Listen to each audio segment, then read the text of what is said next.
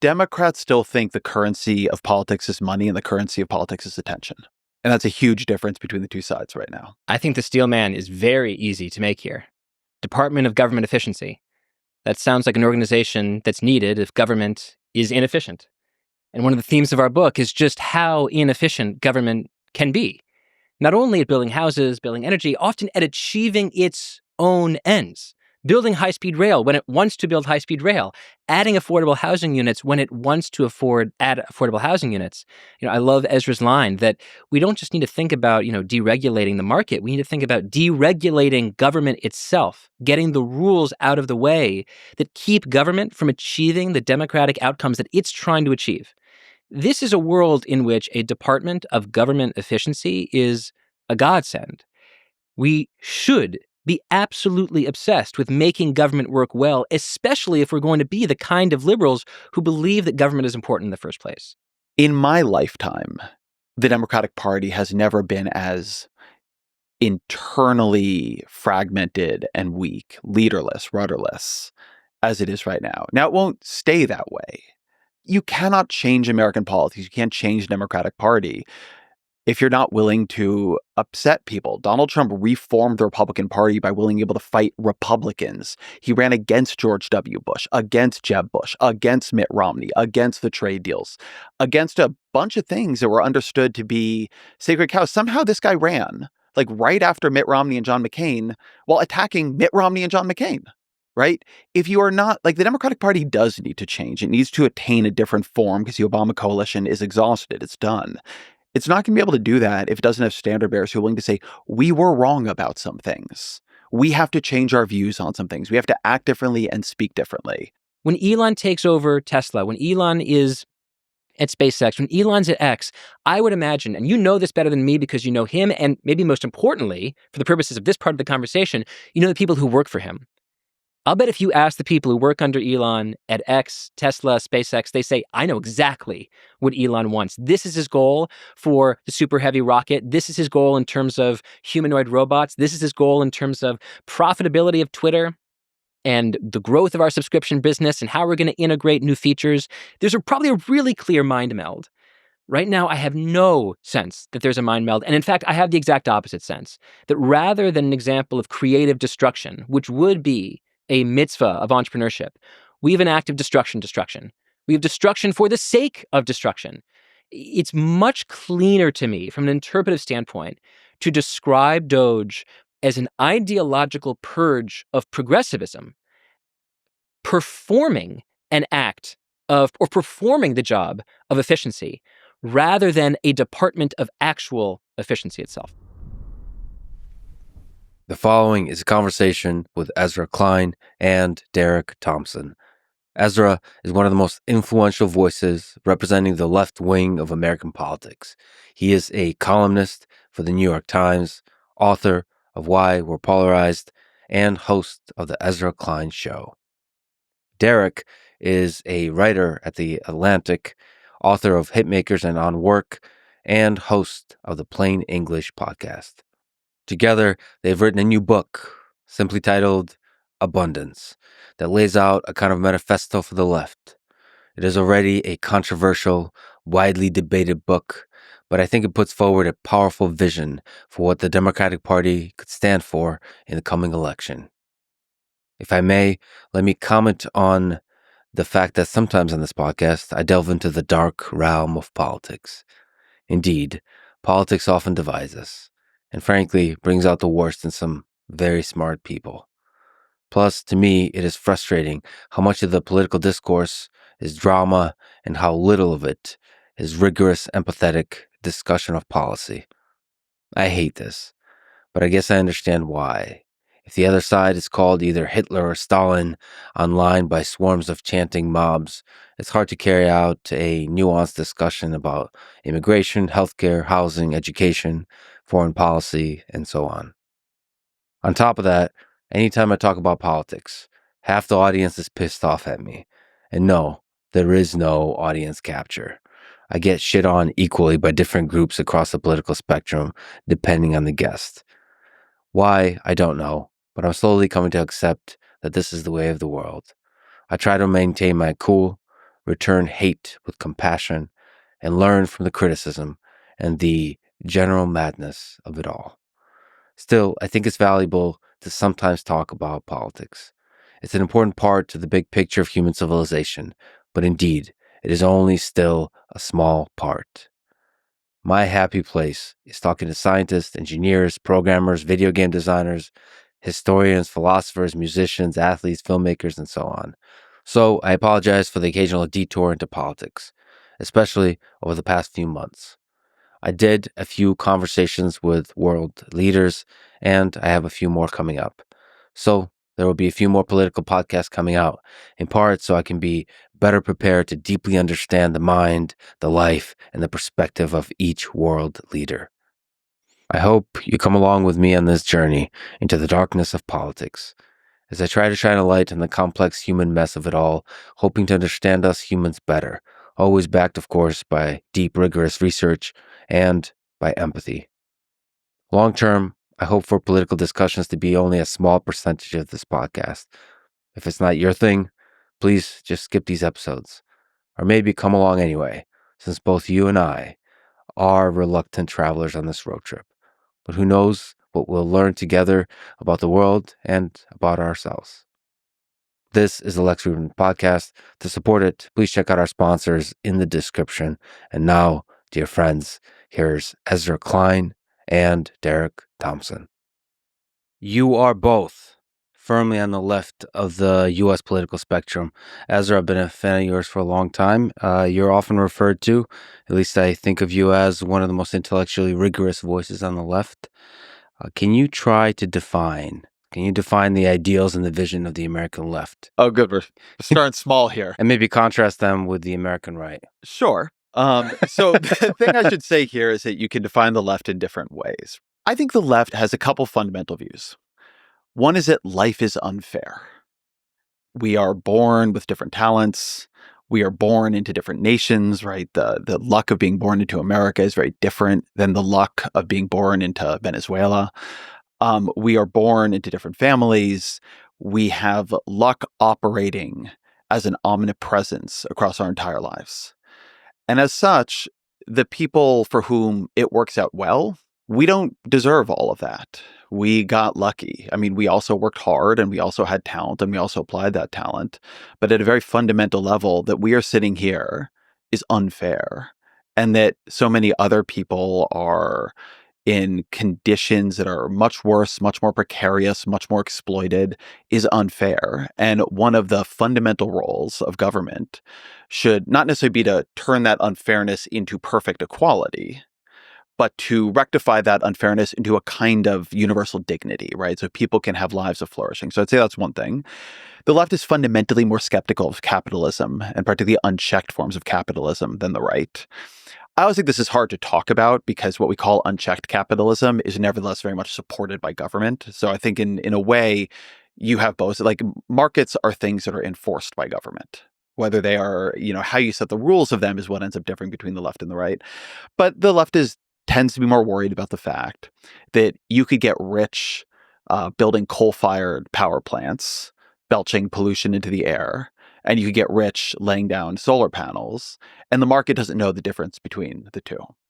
And so there's a set of goals about regulating the unchecked potential of capitalism that also relates to sort of exploitation of workers. There's like very fundamental questions about how much people get paid, how much power they have. Again, the rectification of economic and other forms of power is very fundamental to the left. When you think about what the minimum wage is, I am a successful podcast host. When I go into a negotiation with the New York Times, I have a certain amount of market power in that negotiation because other firms want to hire me. When you are a minimum wage worker, the reason we have a minimum wage is in part to rectify a power problem. A lot of workers do not have market power. They do not have a bunch of job opportunities. They are not working with firms. And by the way, without certain kinds of regulation, those firms would cartelize and make it so they can hold down wages anyway. So trying to rectify power imbalances is, I think, another thing folks on the left take more seriously. That would be a start of things that I think broadly unite maybe let's call it the intuitions.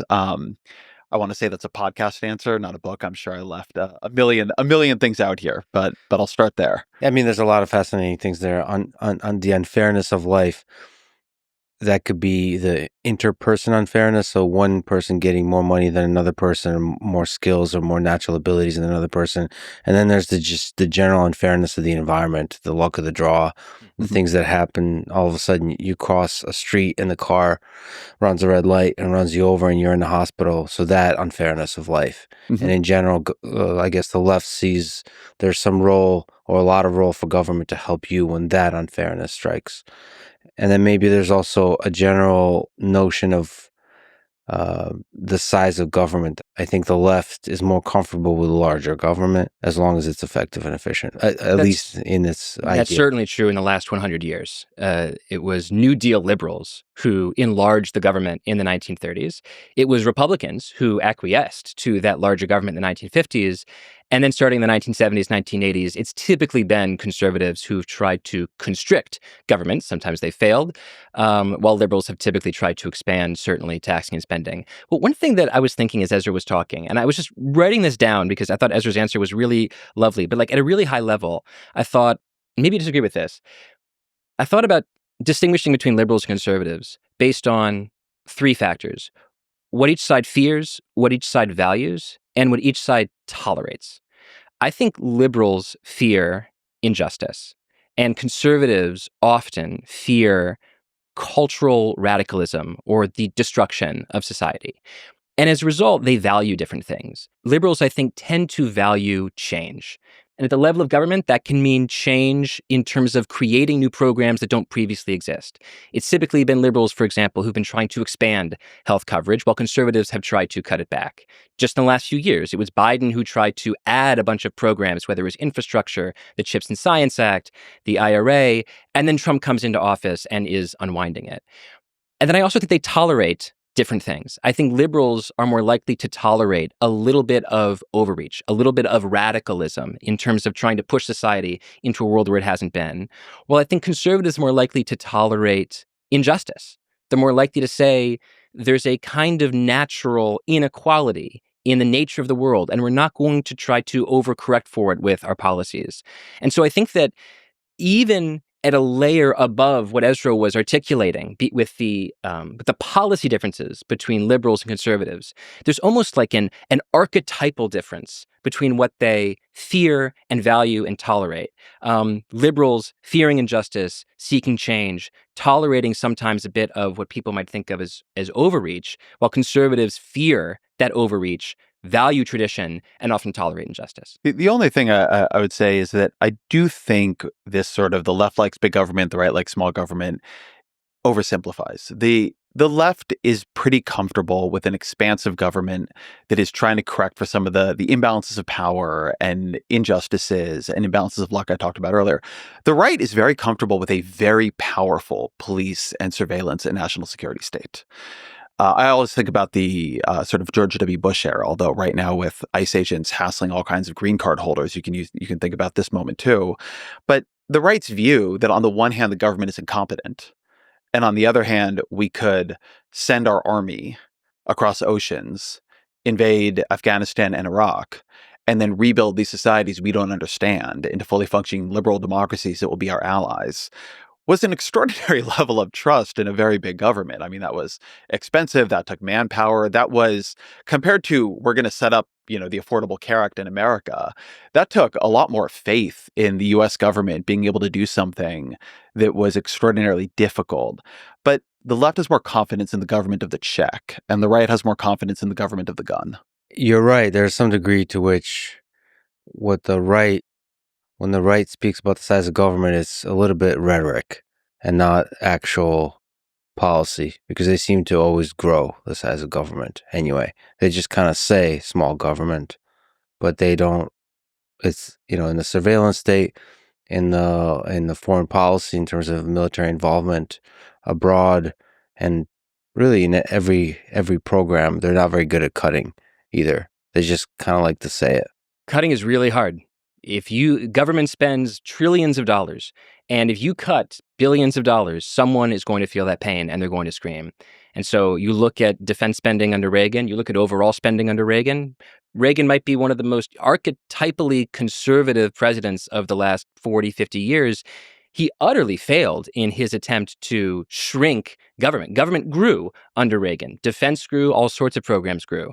So I think that one thing we're sort of scrambling around in our answers is that at a really high level, there are differences between liberalism and conservatism in American history, but often at the level of implementation, it can be a little bit messy. Even Bush's foreign policy that Ezra was describing, sort of from a big sense of American history, is very like Wilsonian, right? This sense of like it's America's duty to go out and change the world. Or to use a current example, McKinleyan. Or McKinleyan, right. And a lot of people compare Donald Trump's foreign policy to Andrew Jackson, this sense of we need to pull back from the world, America first. We need to care about what's inside of our borders and care much less about what's outside of our borders. Sometimes the differences between Republican and Democrat administrations don't fall cleanly into the lines of liberal versus conservative because those definitions can be mushy.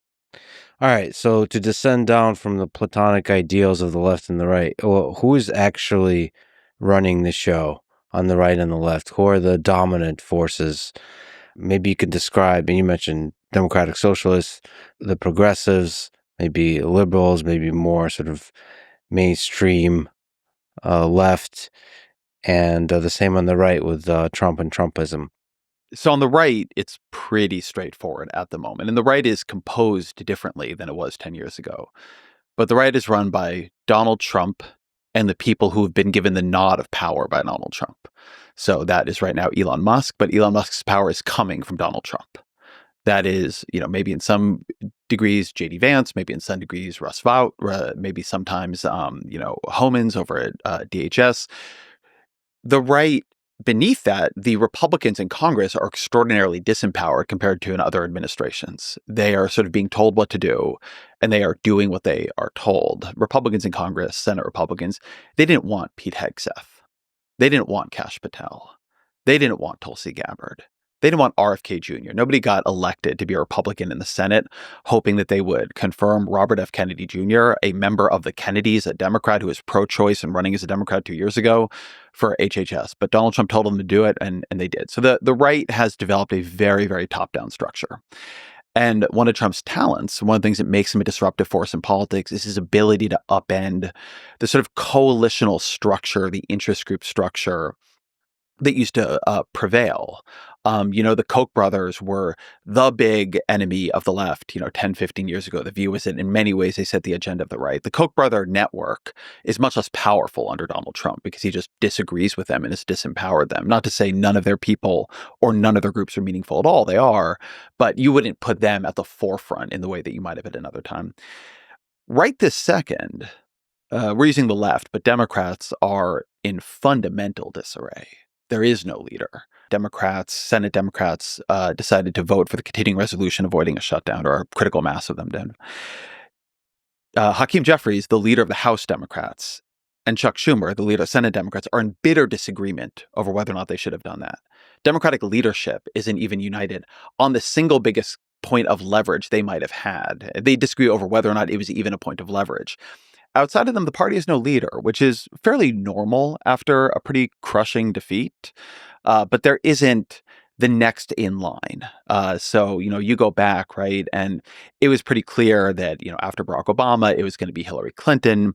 After Hillary Clinton, it was either going to be Joe Biden or Bernie Sanders. Bernie Sanders had come in second in the primary. Joe Biden had been the vice president. You often have a presumptive next nominee who the party can look to for a kind of leadership. Even after 2000, Al Gore was still giving big speeches. There was a question about Al Gore running again. There is no presumptive in the Democratic Party right now. You can't turn around and say, oh, it's going to be Pete Buttigieg, it's going to be Josh Shapiro, it's going to be Gretchen Whitmer. Absent, parties are given force. Modern parties, which are quite weak by historical standards, modern parties tend to be given force by a centralizing personality. Donald Trump being a very strong example of that on the right, but Barack Obama was the person who held together the Democratic Party for a long time. In my lifetime, the Democratic Party has never been as internally fragmented and weak, leaderless, rudderless, as it is right now. Now, it won't stay that way. There's a rhythm to these things. There'll be a midterm. They're probably going to pick up a bunch of seats in the midterm. If that means Hakeem Jeffries becomes speaker after the midterm, he's going to have a much louder voice because he's going to have power. It's going to be a harder road for Schumer to get back to the majority because of the Senate map.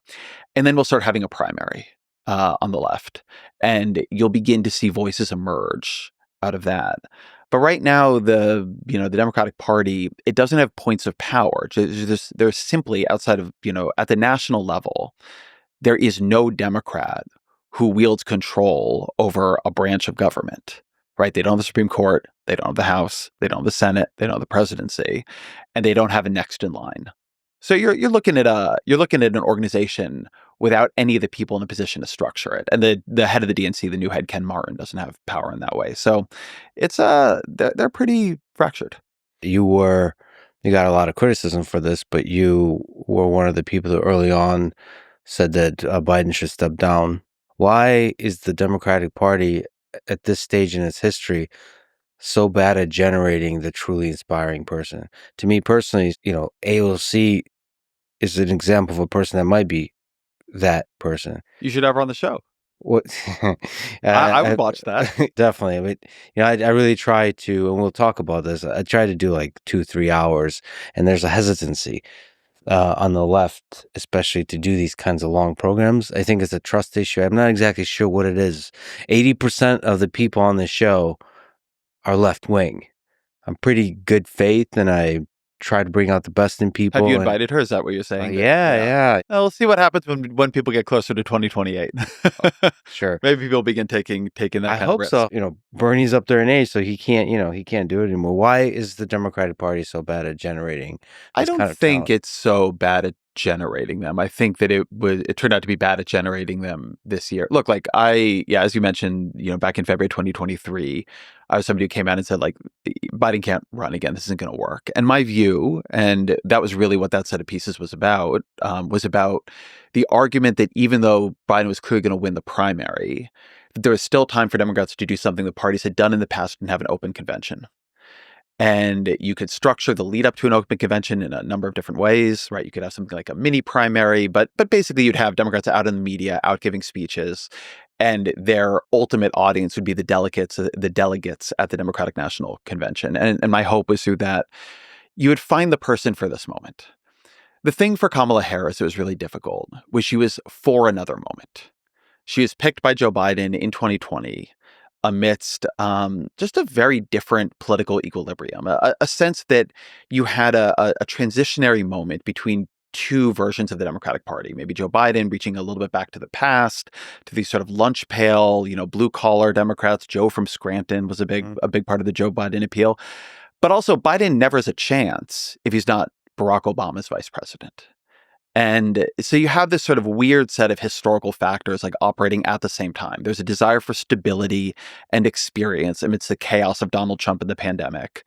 There is Biden as Obama's vice president, who nevertheless did not run in the election after Obama.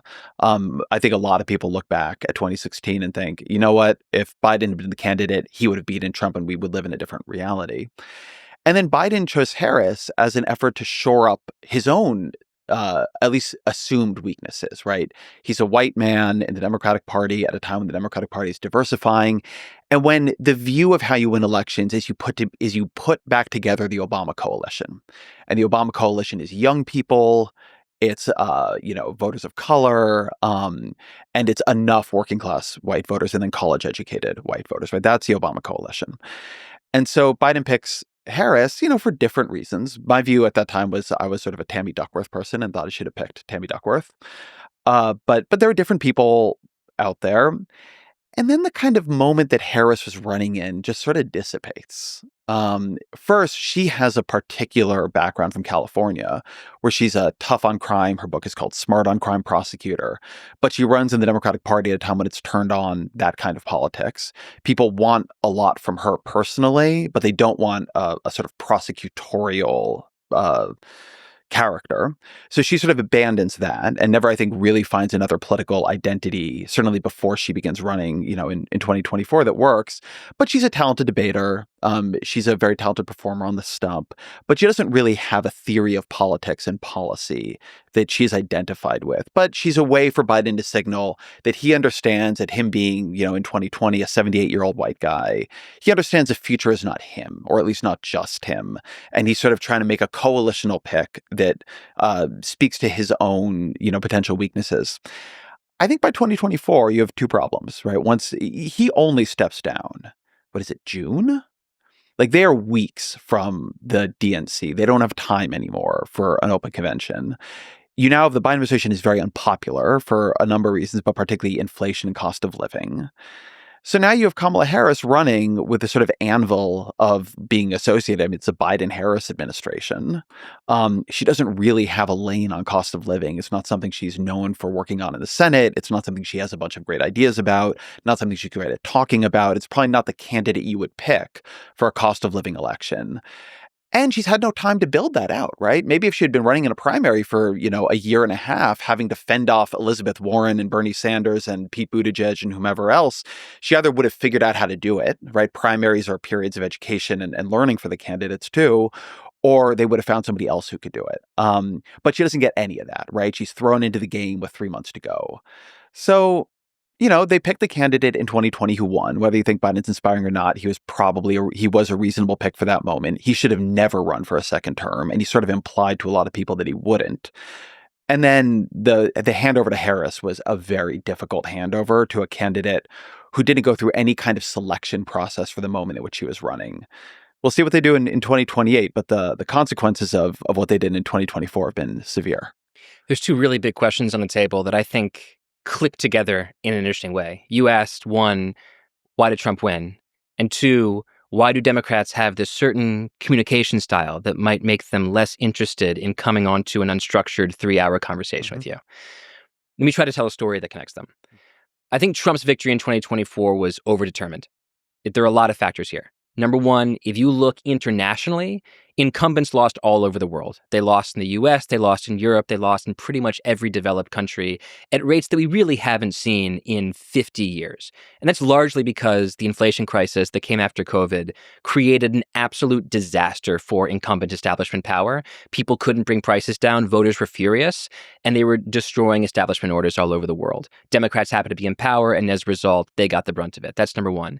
Number two, if you look at elections over the 21st century, two things are true. One, almost every election is unbelievably close.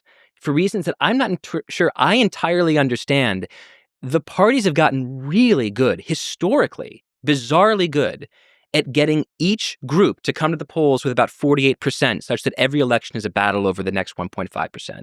And in a world like that, little thermostatic swings are very important.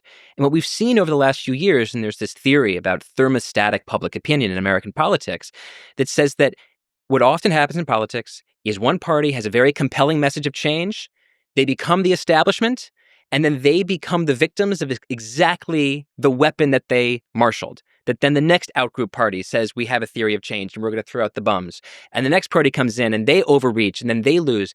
In a world where you have thermostatic change and every election is very close, you tend to have elections swinging back and forth. So I think that also explains why Democrats and Republicans have struggled to hold on to power for 6-year, 8-year, 12-year terms the same way they did, say, in the 1930s or 1960s.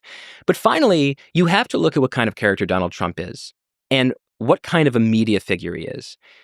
We were just talking off camera about how every age of communications technology revolution clicks into focus a new skill that is suddenly in critical demand for the electorate. Right? The world of radio technology is a world in which Franklin Delano Roosevelt can be powerful in a way that he can't be in the 1890s. And then you have the 1950s. Dwight Eisenhower, 1956, I believe, was the first televised national convention. Famously, the 1960 presidential debates between JFK and Richard Nixon take an election that is leaning toward Nixon and make it an election that's leaning toward JFK because he's so damn handsome and also just electrically compelling on a screen. We have a new screened technology right now, which is not just television on steroids. It's a different species entirely. And it seems to provide value for individuals, influencers, and even celebrities and politicians who are good at something like live wire authenticity. They're good at performing authenticity, as paradoxical as that sounds. Trump is an absolute marvel at performing authenticity, even when the audience somehow acknowledges that he might be bullshitting. He's just an amazing performer for this age. And it speaks to the fact that he seems to be, to borrow Ezra's term, remarkably disinhibited in front of every single audience. There doesn't seem to be this sort of background algorithm in his head calculating exactly how to craft his message to different audiences. He just seems to be like a live wire animal in front of every audience. And I think that compares very distinctly to the democratic character of bureaucratic caution in our age.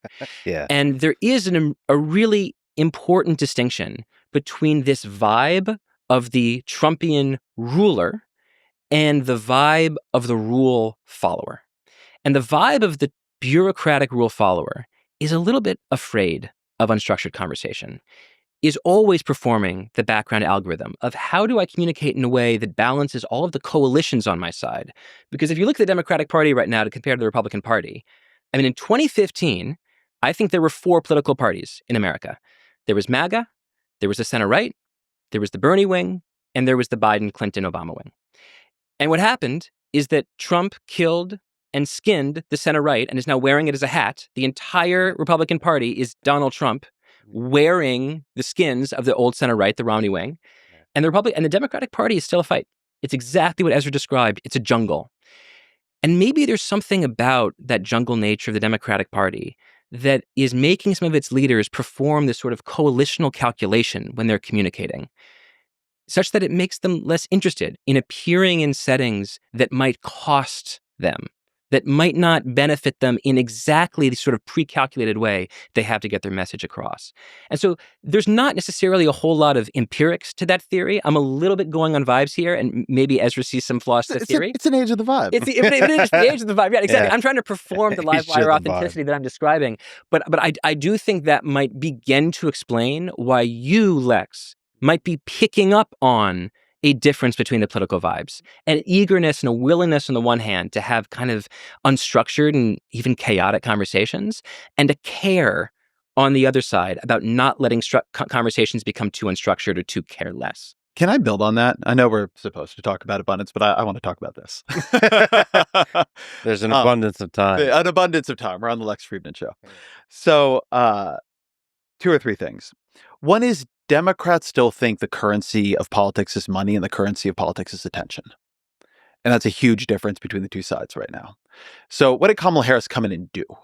She came in and raised a shit ton of money, right? Like $1 billion in, record time, basically. She had more money than Donald Trump did and used it to try to buy attention.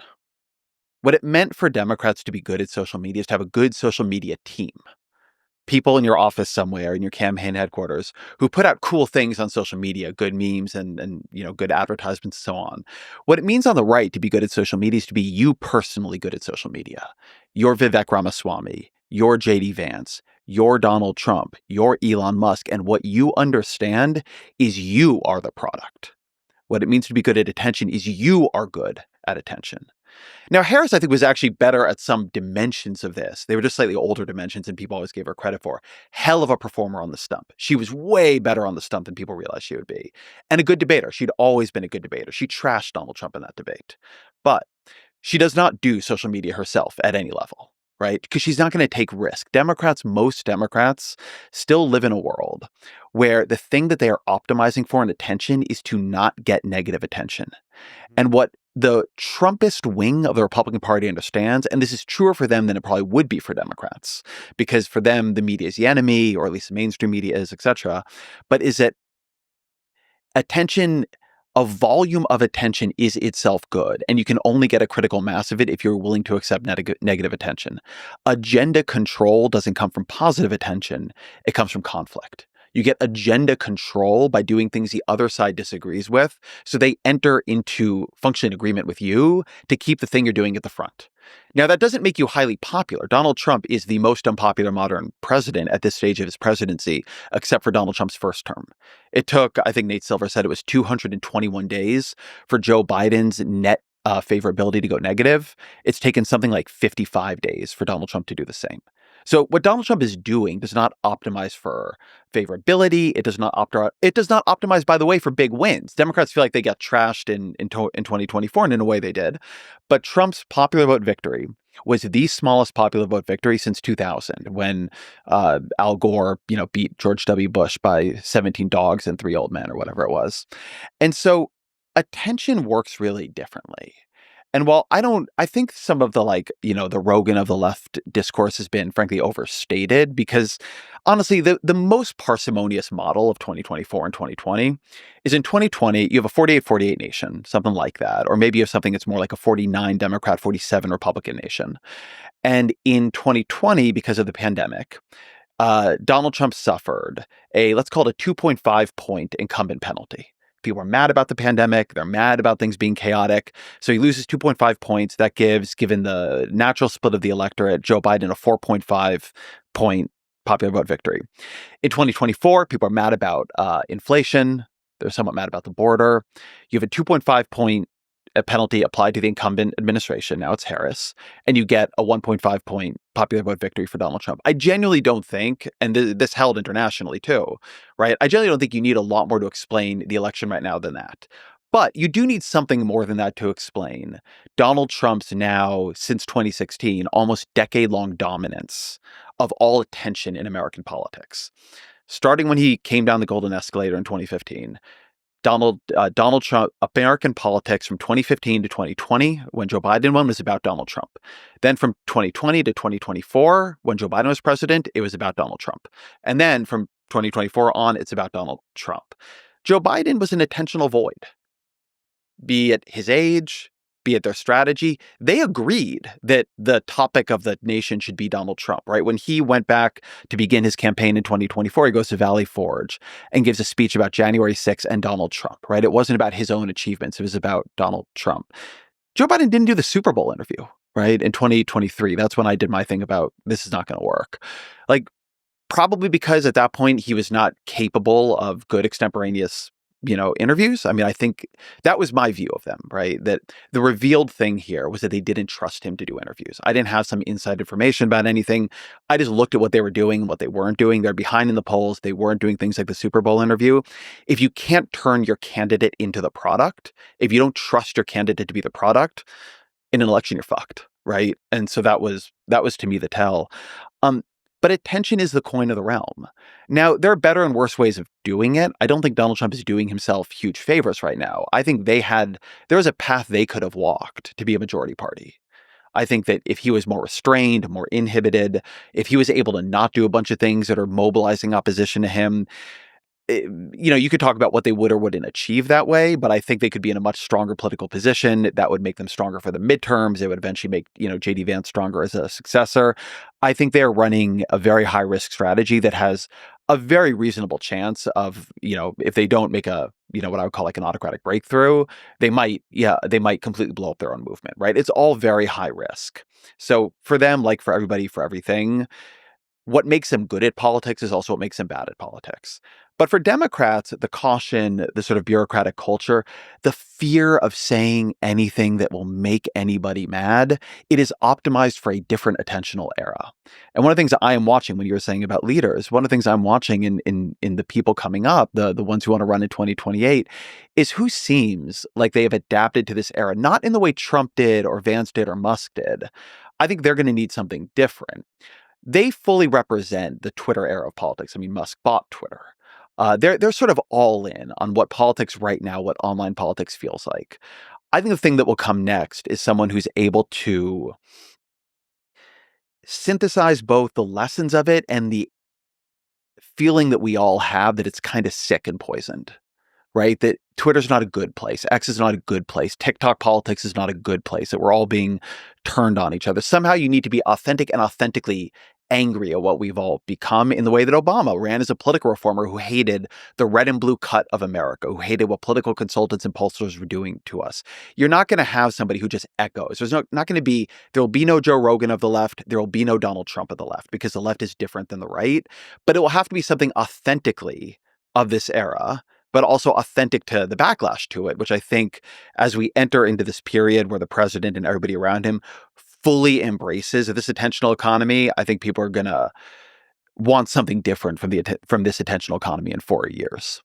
And be okay with the negative attention that comes with being authentic. You're going to have some of it, right? You cannot change American politics. You can't change the Democratic Party if you're not willing to upset people. Donald Trump reformed the Republican Party by being able to fight Republicans. He ran against George W. Bush, against Jeb Bush, against Mitt Romney, against the trade deals, against a bunch of things that were understood to be sacred cows. Somehow this guy ran, like right after Mitt Romney and John McCain, while attacking Mitt Romney and John McCain, right? If you are not, like, the Democratic Party does need to change. It needs to attain a different form because the Obama coalition is exhausted. It's done.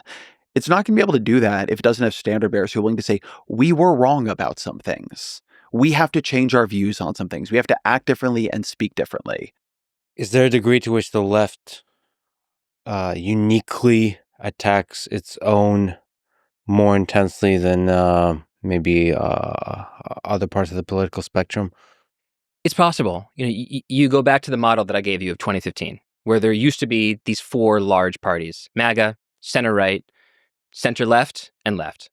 Right now, the Republican Party is all MAGA. So there is no coalitional fight to be had. It's all Donald Trump. And if Donald Trump wants to name a former left-wing environmentalist to be the HHS secretary, everyone says, okay, that sounds like a fantastic idea. That's exactly who we were going to nominate too. Thank you, Donald. It's wonderful. Yeah. Tip of my tongue. On the Democratic side, there is a fight. And it's happening right now.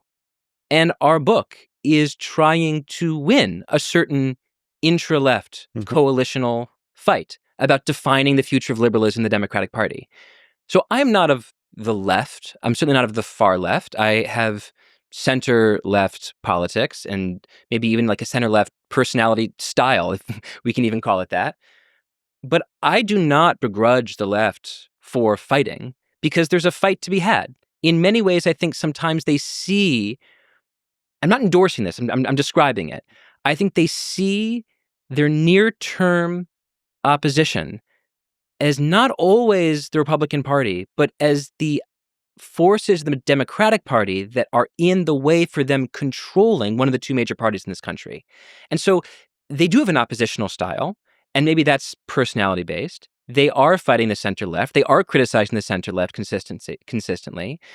But I want to be good faith about this, even though I don't share their politics, and say that they're doing it because they're trying to win power on the left of center. And so that's why they're criticizing the way they are. Now, our book and much of my writing is an attempt to do a little bit of a very specific dance.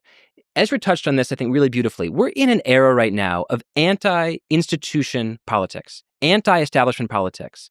And Democrats are at risk right now as being seen as the party that always defends institutions, the party that always defends the establishment status quo. And that is an absolute death knell, I think, for this century's angry anti-establishment politics.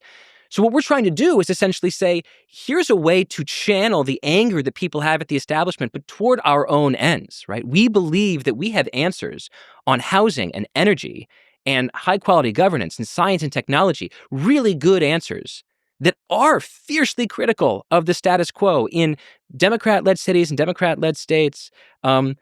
We're trying to be oppositional in a way that's constructive rather than just destructive. Just to put a nice, pretty bow tie on the whole thing, let me ask for advice. What do I need to do for AOC to do a 3-hour interview with you?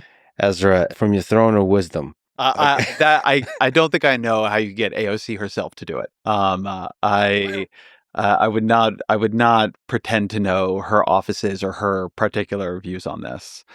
I do think, though, that you can see different Democrats taking on different kinds of risks, Right now, we're sort of in the age of Gavin Newsom starting a podcast. I mean, Gavin Newsom is the governor of California, and he's spending some percentage of his time doing a podcast with Charlie Cook and Michael Savage and Steve Bannon. Gavin Newsom realizes that one lane for a Democrat is to be high risk and talking to virtually everybody. I think Pete Buttigieg, in a different way, is somebody who wants to take media risks. Now, I think my gut on him is he's going to hold his powder a little bit. So he'll probably want to do the Lex Fridman podcast, assuming he runs in 2028, in 2027. Buttigieg, right.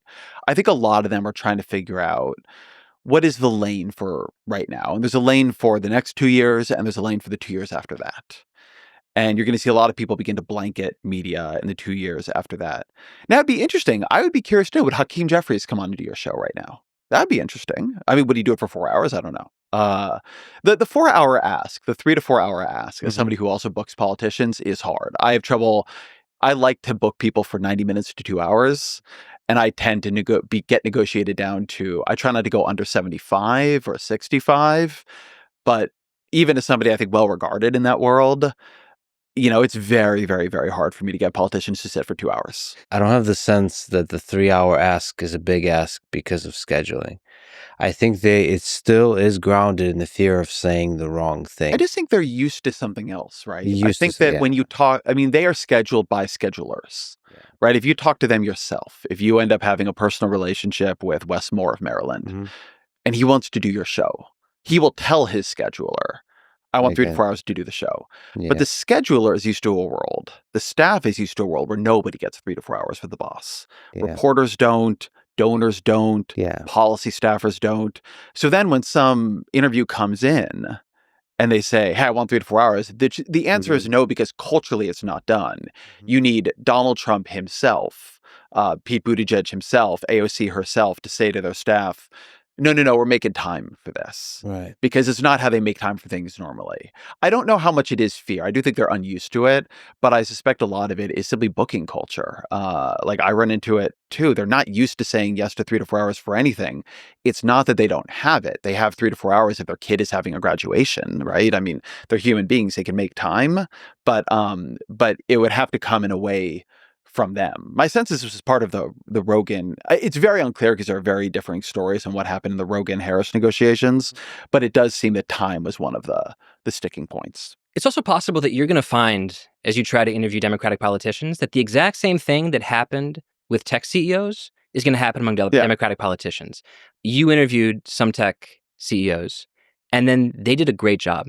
And their friends were like, you were fantastic on the Lex Fridman podcast. That was such a great thing that you said in, minute 97. And then there becomes a bit of a meme that you can create really high value moments for yourself if you appear on Lex's podcast. And then it becomes less risky for the next marginal CEO to say yes. And I think right now, what we're talking about fundamentally is not physics, it's culture. It's just norms. I think there's a fear of low expected value if you're a high-ranking Democratic politician and maybe you do a podcast like this. What if I say the wrong thing and it goes viral and my bookers and my agenda people and myself just feel terrible for the next few weeks because all we see on Blue Sky and X is just people hating. But if you get one interview that goes well, if you talk to Wes Moore, let's say, and there's a 5-minute segment where he articulates some vision of liberalism in the 2020s that everyone says, my gosh, that is the best possible articulation of what the Democratic Party can stand for the next 4 years that I've ever heard. Suddenly what's happened is that appearing on the show becomes massively de-risked. And in fact, the risk valence entirely switches. We are leaving dollars on the floor by not appearing on this guy's podcast because I'm AOC. I'm a sensational communicator. If Wes Moore can do it, I can do it even better. And so I think to a certain extent, there's a little bit like of a riot theory phenomenon here. The person who throws the first stone in a riot has to be very courageous. The person who throws the 100th and first stone in a riot doesn't need to be courageous at all. And there might be a little bit of that going on, that people need to see proof of high expected value before it breaks what we're acknowledging to be a bit of a communications norm on the left. That's a really convincing and powerful theory. I think I want to push back on it because so what's going to happen? For example, this very conversation, you're both going to come off brilliant. Well, Okay. we're barely like 50 minutes into a Yeah, 4 it's hours. gonna Let's be- see I what have happens. no Okay, more yeah, material, right. Lex. It's Exactly. all straight downhill. But what people Gonna will get tired. they'll listen to It's this sloppy. and they're like, well, that's Ezra. Like, he's brilliant. They're going to be worried about their own candidate. If AOC comes off brilliant, they're not going to be thinking, oh, this is a place to be brilliant. They're going to be like, well, that's because AOC is brilliant, but my candidate is not. It still boils down to the caution. I've had a lot of high-profile Republican people reach out to me. They don't give a shit. They're just like, whatever, I'll come. People on the left, I've had two people who I respect deeply and admire express caution about the previous people I've interviewed and not wanting to come on. Well, that's a thing the left has to get over. Yeah, like what? That's a very important cultural. They began to do a thing where spaces were verboten because it had platformed so and so. And I think that culture is changing. I think they realize, that they abandoned huge, vast swaths of significant culture because like they wouldn't go places. It's crazy. Like the idea that you only go where people agree with you is genuine lunacy. I don't want to act as your booker here. And 2020 candidates are what they are, and they each have their own press strategy. But I would say, like, I'm doing this myself on my show. I don't think the best people to get right now in the Democratic Party are the 7 people who lead Right. the polls. Like, I'm looking for people who will think out loud. Like, I just had Jake Auchincloss on. He's like a not that well-known House member from Massachusetts. I just think he's a guy who thinks out loud. I am booking someone else right now like that. I have 2 more people like that, frankly, who are neither of them. They're like like I could get like a bigger name. I'm more interested in people who are thinking. Like, one reason I think Bernie Sanders always did everything is, to him, the thing he was really doing was he had something to say. The point of almost everything for Bernie Sanders is to be in a place where people can hear the thing he has to say. And a lot of politicians don't have that, right? The point of anything is what it does for them in the polls, what it does for them with the donors, how it repositions them. I'm interested right now at this moment because it's not 2028. It's not 2027. There's no Democratic primary happening right now. The idea that you're going to like pre-run the Democratic Party is stupid, or primary is stupid. We don't even know what we might be in World War III. Right? We have no idea what, we might have, AGI. Like, the things that the 2027 primary might be about, the kinds of scandals that might have erupted by them are totally different. Whereas, the reason to have people on is because they are saying something. They're a live mind in the moment that has a perspective on this that you want to hear. And so I would look for that. And I think a lot of people who are not, there are people who are trying to protect something, protect a standing in the polls, protect a sort of coalitional set of allies they currently have. And then there are people who are, trying to just be heard.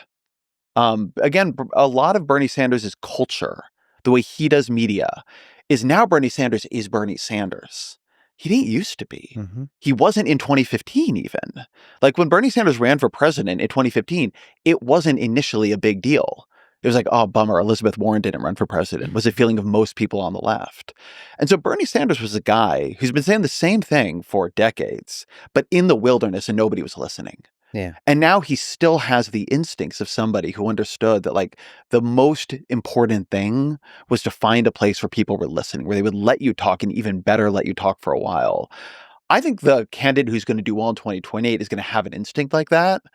But even right now, I think the question is, one of my big questions as I'm booking for my show is just, I want someone who has a perspective on this moment, who feels like they have had a thought that is about right now and who we are right now and what the story of America is right now. I think what's really important is what Ezra said. It's about having something to say. We wanted to talk to you and talk together about how much we wanted to talk to you because we got something to say. Right. We wrote a 300-page book about how much we have to say. We love going on podcasts and television shows and radio and then doing live events to tell people what we have to say. We think this idea of abundance isn't just important for redefining what the American left means. We think that the outcome of thinking abundantly about housing and energy and science and technology is what politics is all about. It's about giving people the good life, and we think this is the path toward it. So certainly one thing that's profoundly motivated us is having something very concrete that we just want to get out there in the world. Like, my sense as a writer, as a thinker, is I want my software running on as many pieces of hardware as possible. I want to get my ideas out there as much as possible. And who gets credit for them and where the idea goes, and that's all secondary. I believe in ideas because they're important. And so I want to talk to people who have large platforms about those ideas, because how else is the idea getting to the mainstream except through those large platforms? That's how broadcast technology works in the first place. So maybe one thing that you're touching on is a little bit of ideological ambiguity. Maybe a part of this is this sense that people don't know exactly what it is they have to say for 3 hours. All I can say for sure is that we know. There's also a reality, and I mean, the book is trying to enter into this reality. I think one thing you're saying is that people have coded you. And so Donald Trump is really excited to do it, and maybe left-wing politicians are not. One thing that we think is that we're in a period of realignment. The last chapter of the book, we talk about an idea that is picked up from a historian named Gary Gerstle, which is the idea of political orders. And political orders are periods that have a sort of structure of consensus and a structure of a zone of conflict, but it's more or less agreed on by the two sides, even if only tacitly. So you have a New Deal order. New Deal order is founded by FDR. It is entrenched when Dwight Eisenhower accepts the New Deal as part of the U.S. proving that it can treat workers better than the Soviet Union. So those are sort of right there, the three ingredients typically of an order. You have a party that starts it, opposition party that accepts key premises, right? Dwight Eisenhower doesn't come in and say, we're going to roll back the whole New Deal. And it's often held in place by an external antagonist. In that case, the Soviet Union. You have in the 70s, stagflation, the Vietnam War, a series of problems that the New Deal order no longer seems able to handle. So you have the rise of what he calls the neoliberal order. And the neoliberal order is, if you're going to choose a founder, it's going to be Reagan on that one, right? It's much more about markets. It is very concerned with things like inflation. And it really is entrenched by Bill Clinton. You know, the era of big government is over. And partially it's entrenched also by the fall of the Soviet Union, right? The fall of the Soviet Union is like this proof point that the sort of capitalists are right, that markets are the way of the future. Government does not know what it's doing. And that becomes like the governing set of assumptions. And so there are arguments about what the markets should be doing, right? You know, Obamacare is about creating sort of markets in health insurance, right? You can use markets for very progressive ends. We want to use markets for lots of progressive ends. But the neoliberal order basically collapses amidst a financial crisis and climate change and China. And those are the three things that sort of Gerstle, but also separately we think kill it, which is the neoliberal order does not have an answer to the financial crisis, and it botches in many ways the answer to the financial crisis, puts too little demand into the economy, lets a sort of recession linger and a very slow recovery linger for too long. It doesn't know what to say really about climate change. Markets have made a lot of people rich by, you know, doing a lot of things that are very, very damaging for the environment, very damaging for the future of the human race potentially. And you have the rise of China. And the neoliberal order said, you integrate China into the global economy. You bring them into the WTO. You trade with them. You help them build their industrial base. You help them pull their people out of poverty, which that part is good. And they will become more like the West. They will liberalize. They will have a free press. They will, the richer we make China, the more China is going to become like us. And that proves totally wrong. Right? China becomes more authoritarian over time, but it also sort of develops an industrial base. It becomes, as it does not become more like us, becomes dangerous, you know, at least in our view, right? You don't want to ever have a conflict with another country who you've outsourced your key industrial base to. And so you have the sort of fall of that order. And then again, here, things that would have been ridiculous at one point in American politics suddenly become possible. Bernie Sanders is one of them, right? The idea that you would have somebody, a self-described socialist, running for president and coming anywhere near the Democratic nomination, that was unthinkable in 2004. And by 2016, it almost happened. And Donald Trump is another thing.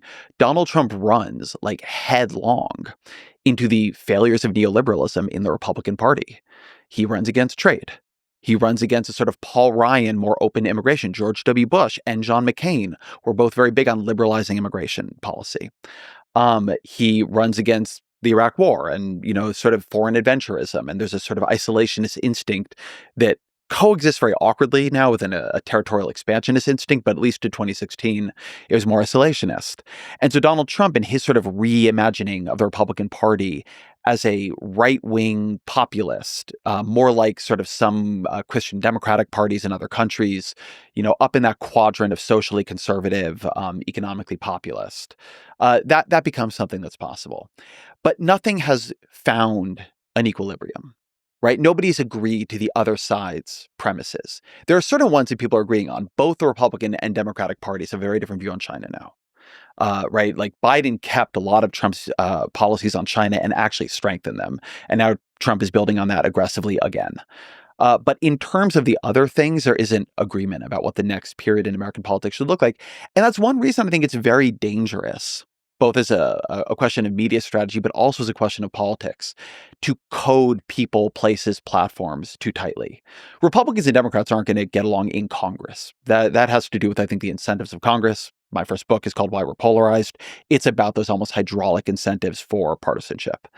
But in terms of what is the meaning of my podcast, of Derek's, of yours, of Joe Rogan, of Theo Vaughn, of Call Her Daddy, of a million different places that are not well coded, that's, I think, very up for grabs. I mean, Elon Musk was an Obama-era liberal in 2012. I mean, I think his personal process of radicalization is not going to unwind itself. But a lot of the people who Democrats are like, all these billionaires are right-wing now.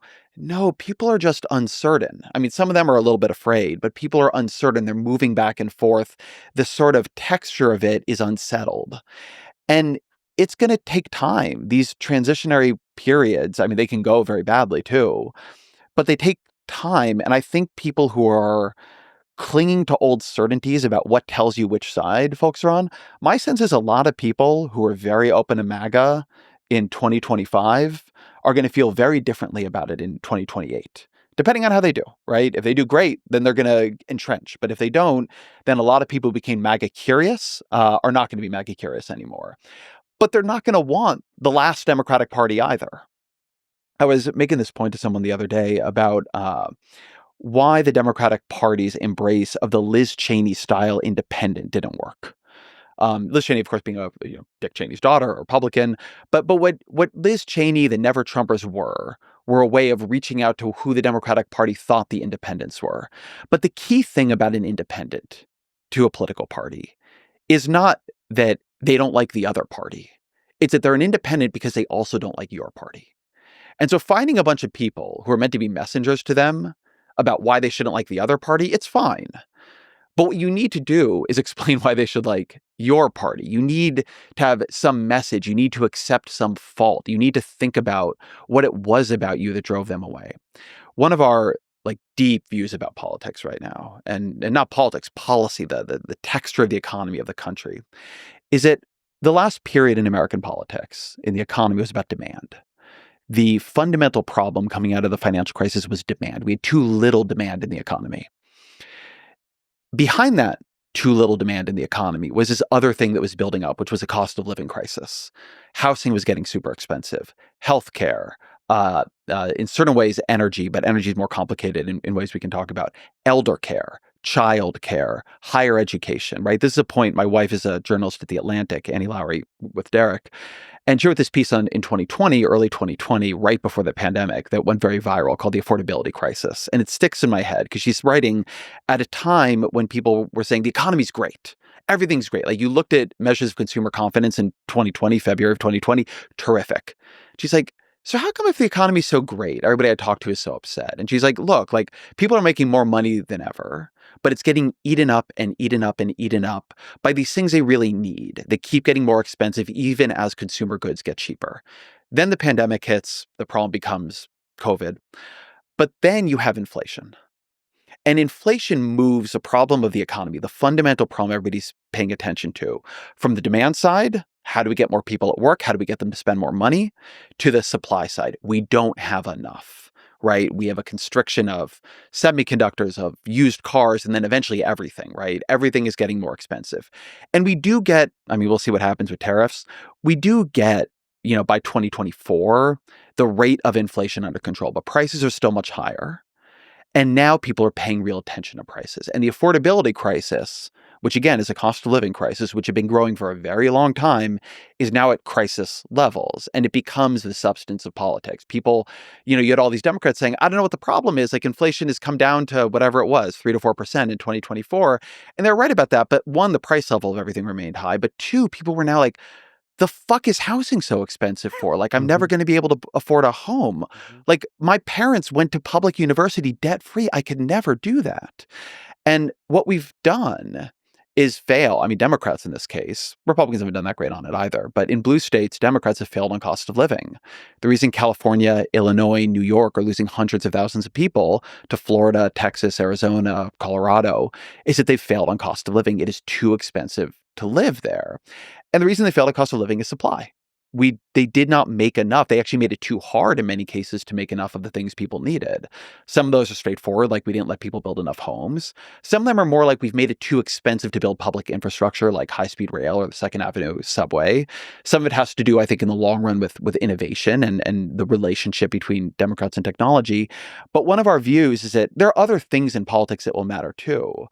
But we are in a period where the cost of living, supply, affordability is the fundamental economic question. Donald Trump himself has said he won because of the price of groceries. He's got this very funny quote where he's like, nobody said, I don't have a Donald Trump impression, but he's like, nobody ever used the word groceries in politics before I did. Well, it'd be good if he then wasn't making it more expensive. But Democrats believe his weakness is cost of living. They're probably right, but they don't have a strength on it. And the key question our book is trying to refocus politics on is how do we make more of what we need?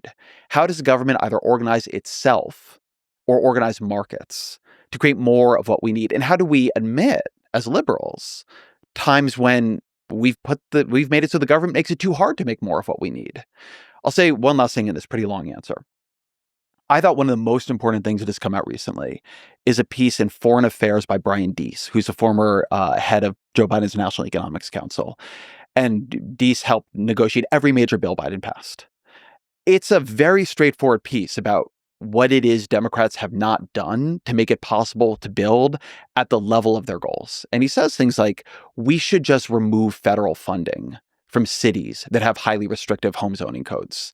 He says we should have a goal for how much nuclear we build in the next 10 years. We should be trying to reach a goal of new nuclear capacity. It's a very, very important piece because Deese is right at the center of Democratic policy. Instead of retrenching, he's like, okay, we didn't get there. What do we do now to make it possible to get to the place we promised you we can go? And we should say that the book you've mentioned, which I've gotten a chance to read, and I think it's incredible, highly recommend. It's called Abundance. I think of it as a kind of manifesto for what the left would represent in the coming years. So I think people should read it from that angle. And both of you have been writing about this topic sort of from different angles for a while. I think in 22, Derek, you wrote an article on this topic of abundance titled "A Simple Plan to Solve All of America's Problems." And Ezra, you wrote an article in 21 on supply side progressivism titled "The Economic Mistake the Left is Finally Confronting." And you've just laid out this more progressive perspective on supply side economics that you're presenting in Abundance. I was wondering if you could kind of give the broad, high level explanation of this idea of supply side progressivism. Well, my piece about the abundance agenda, which I wrote in 2022, started with me standing outside waiting for a COVID test. And this was a period where 2 years after the pandemic started, COVID tests were still being rationed. And it was like 21 degrees outside, and I was getting very, very frustrated about the fact that still we seem to have a scarcity of COVID tests. And as I'm sitting outside, just freezing my ass off and just getting really mad, I'm thinking, it's not just COVID tests we've had scarcity. We also had a scarcity of COVID vaccines early on in the rollout, which created this really discombobulated scheme for distributing the early COVID vaccines. And then also you go earlier into March and May of 2020, and we had a shortage of PPE equipment for our doctors to remain safe as they were taking care of a pandemic. And I thought, it's interesting that this entire experience of the pandemic has essentially been defined by this concept of scarcity. And as I zoomed out a little bit, I thought, it's not just the pandemic. It's really so much the 21st century economy that's been defined by scarcity.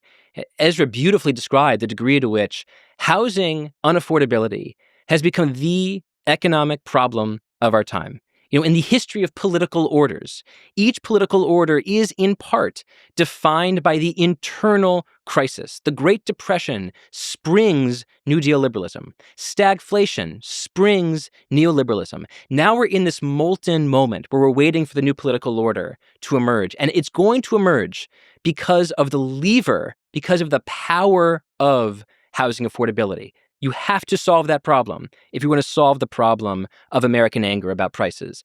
And part of this is just pure arithmetic. If you look at any family's budget, the biggest part of their budget in any given year is the part that goes to rent or mortgage. It's housing, housing, housing. And housing connects to everything else. It connects to innovation. You want cities to agglomerate, to bring smart people together. Housing relates to all sorts of other affordability. Like if you care about the cost of childcare or elder care, you want to make it cheaper to house institutions, buildings that can care for children, which means you want to bring those rents down. And so I thought, as I'm zooming out on this concept of scarcity in the 21st century, we have chosen to make housing scarce. In some of the most productive cities and states, often run by Democrats, we have rules, zoning rules, historic preservation rules, permitting processes, environmental reviews, laws that we created that have gotten in the way of making abundant the most important material good there is, which is housing. And as I kept sort of working myself into a lather and getting mad about the world, I thought, it's actually not just housing, it's clean energy too. There's lots of environmentalists who are on my side and believing very fervently in climate change who've made it very difficult to site solar panels or site solar farms or to raise wind turbines or to advance geothermal or to accept nuclear power. We have chosen to make clean energy scarce as well. And then finally, the ultimate boss of scarcity was the pandemic itself, which constricted the supply of all sorts of goods around the world, setting the price of everything to the moon. And that's why inflation wasn't just an American phenomenon, not just a North American phenomenon, it was a global phenomenon. And I thought what we need to solve for this crisis of penumbral scarcity is an abundance agenda, an approach towards solving America's problems that puts abundance first. And Ezra and I have a very focused definition of abundance. We say in the first page of the book, America needs to build and invent more of the things it needs. We believe that housing is critical. We believe energy is critical. We talk a lot about science and technology, but we really put government effectiveness at the heart of this. Because one really deep vein of our book is a criticism of where liberalism has gone wrong in the last 50 years, where liberalism has gone from, in the New Deal era, a politics of building things. I mean, FDR and the progressives transformed the physical world, not just with infrastructure projects, but with building roads, the highway system under Dwight Eisenhower. We changed the physical world during the decades of the 1930s to the 1950s. But in the last half century, liberalism has become very good at the politics of blocking rather than the politics of building. And if you look at the way that liberals define success in the last few decades, it's often about success defined by how much money you can spend rather than how many things you can actually build. I mean, you look at the fact that, for example, in the book, we have so many examples. California authorizes more than $30 billion to build a high-speed rail system, which basically doesn't exist. I mean, just last week, the mayor of Chicago bragged that they spent $11 billion building 10,000 affordable housing units. That's $1.1 million per affordable housing unit. That's absolutely pathetic. We have a story in the book about a $1.7 million public toilet built in San Francisco. $1.7 million for a toilet because of all of the rules that get in the way and raise the price of building public infrastructure like public bathrooms in San Francisco and California. So liberalism, I'm worried, over the last 50 years has become so good at the politics of blocking and the politics of associating the money authorized as success rather than what you build in the physical world that we've lost sense of material abundance, of how important outcomes are and not just processes. And so this is a book that's trying to nudge the Democratic Party back to what we think are, in a way, historically its roots, thinking about what Americans need and making it easier for government to act efficiently to provide them. And that really does, I think, begin with housing and energy.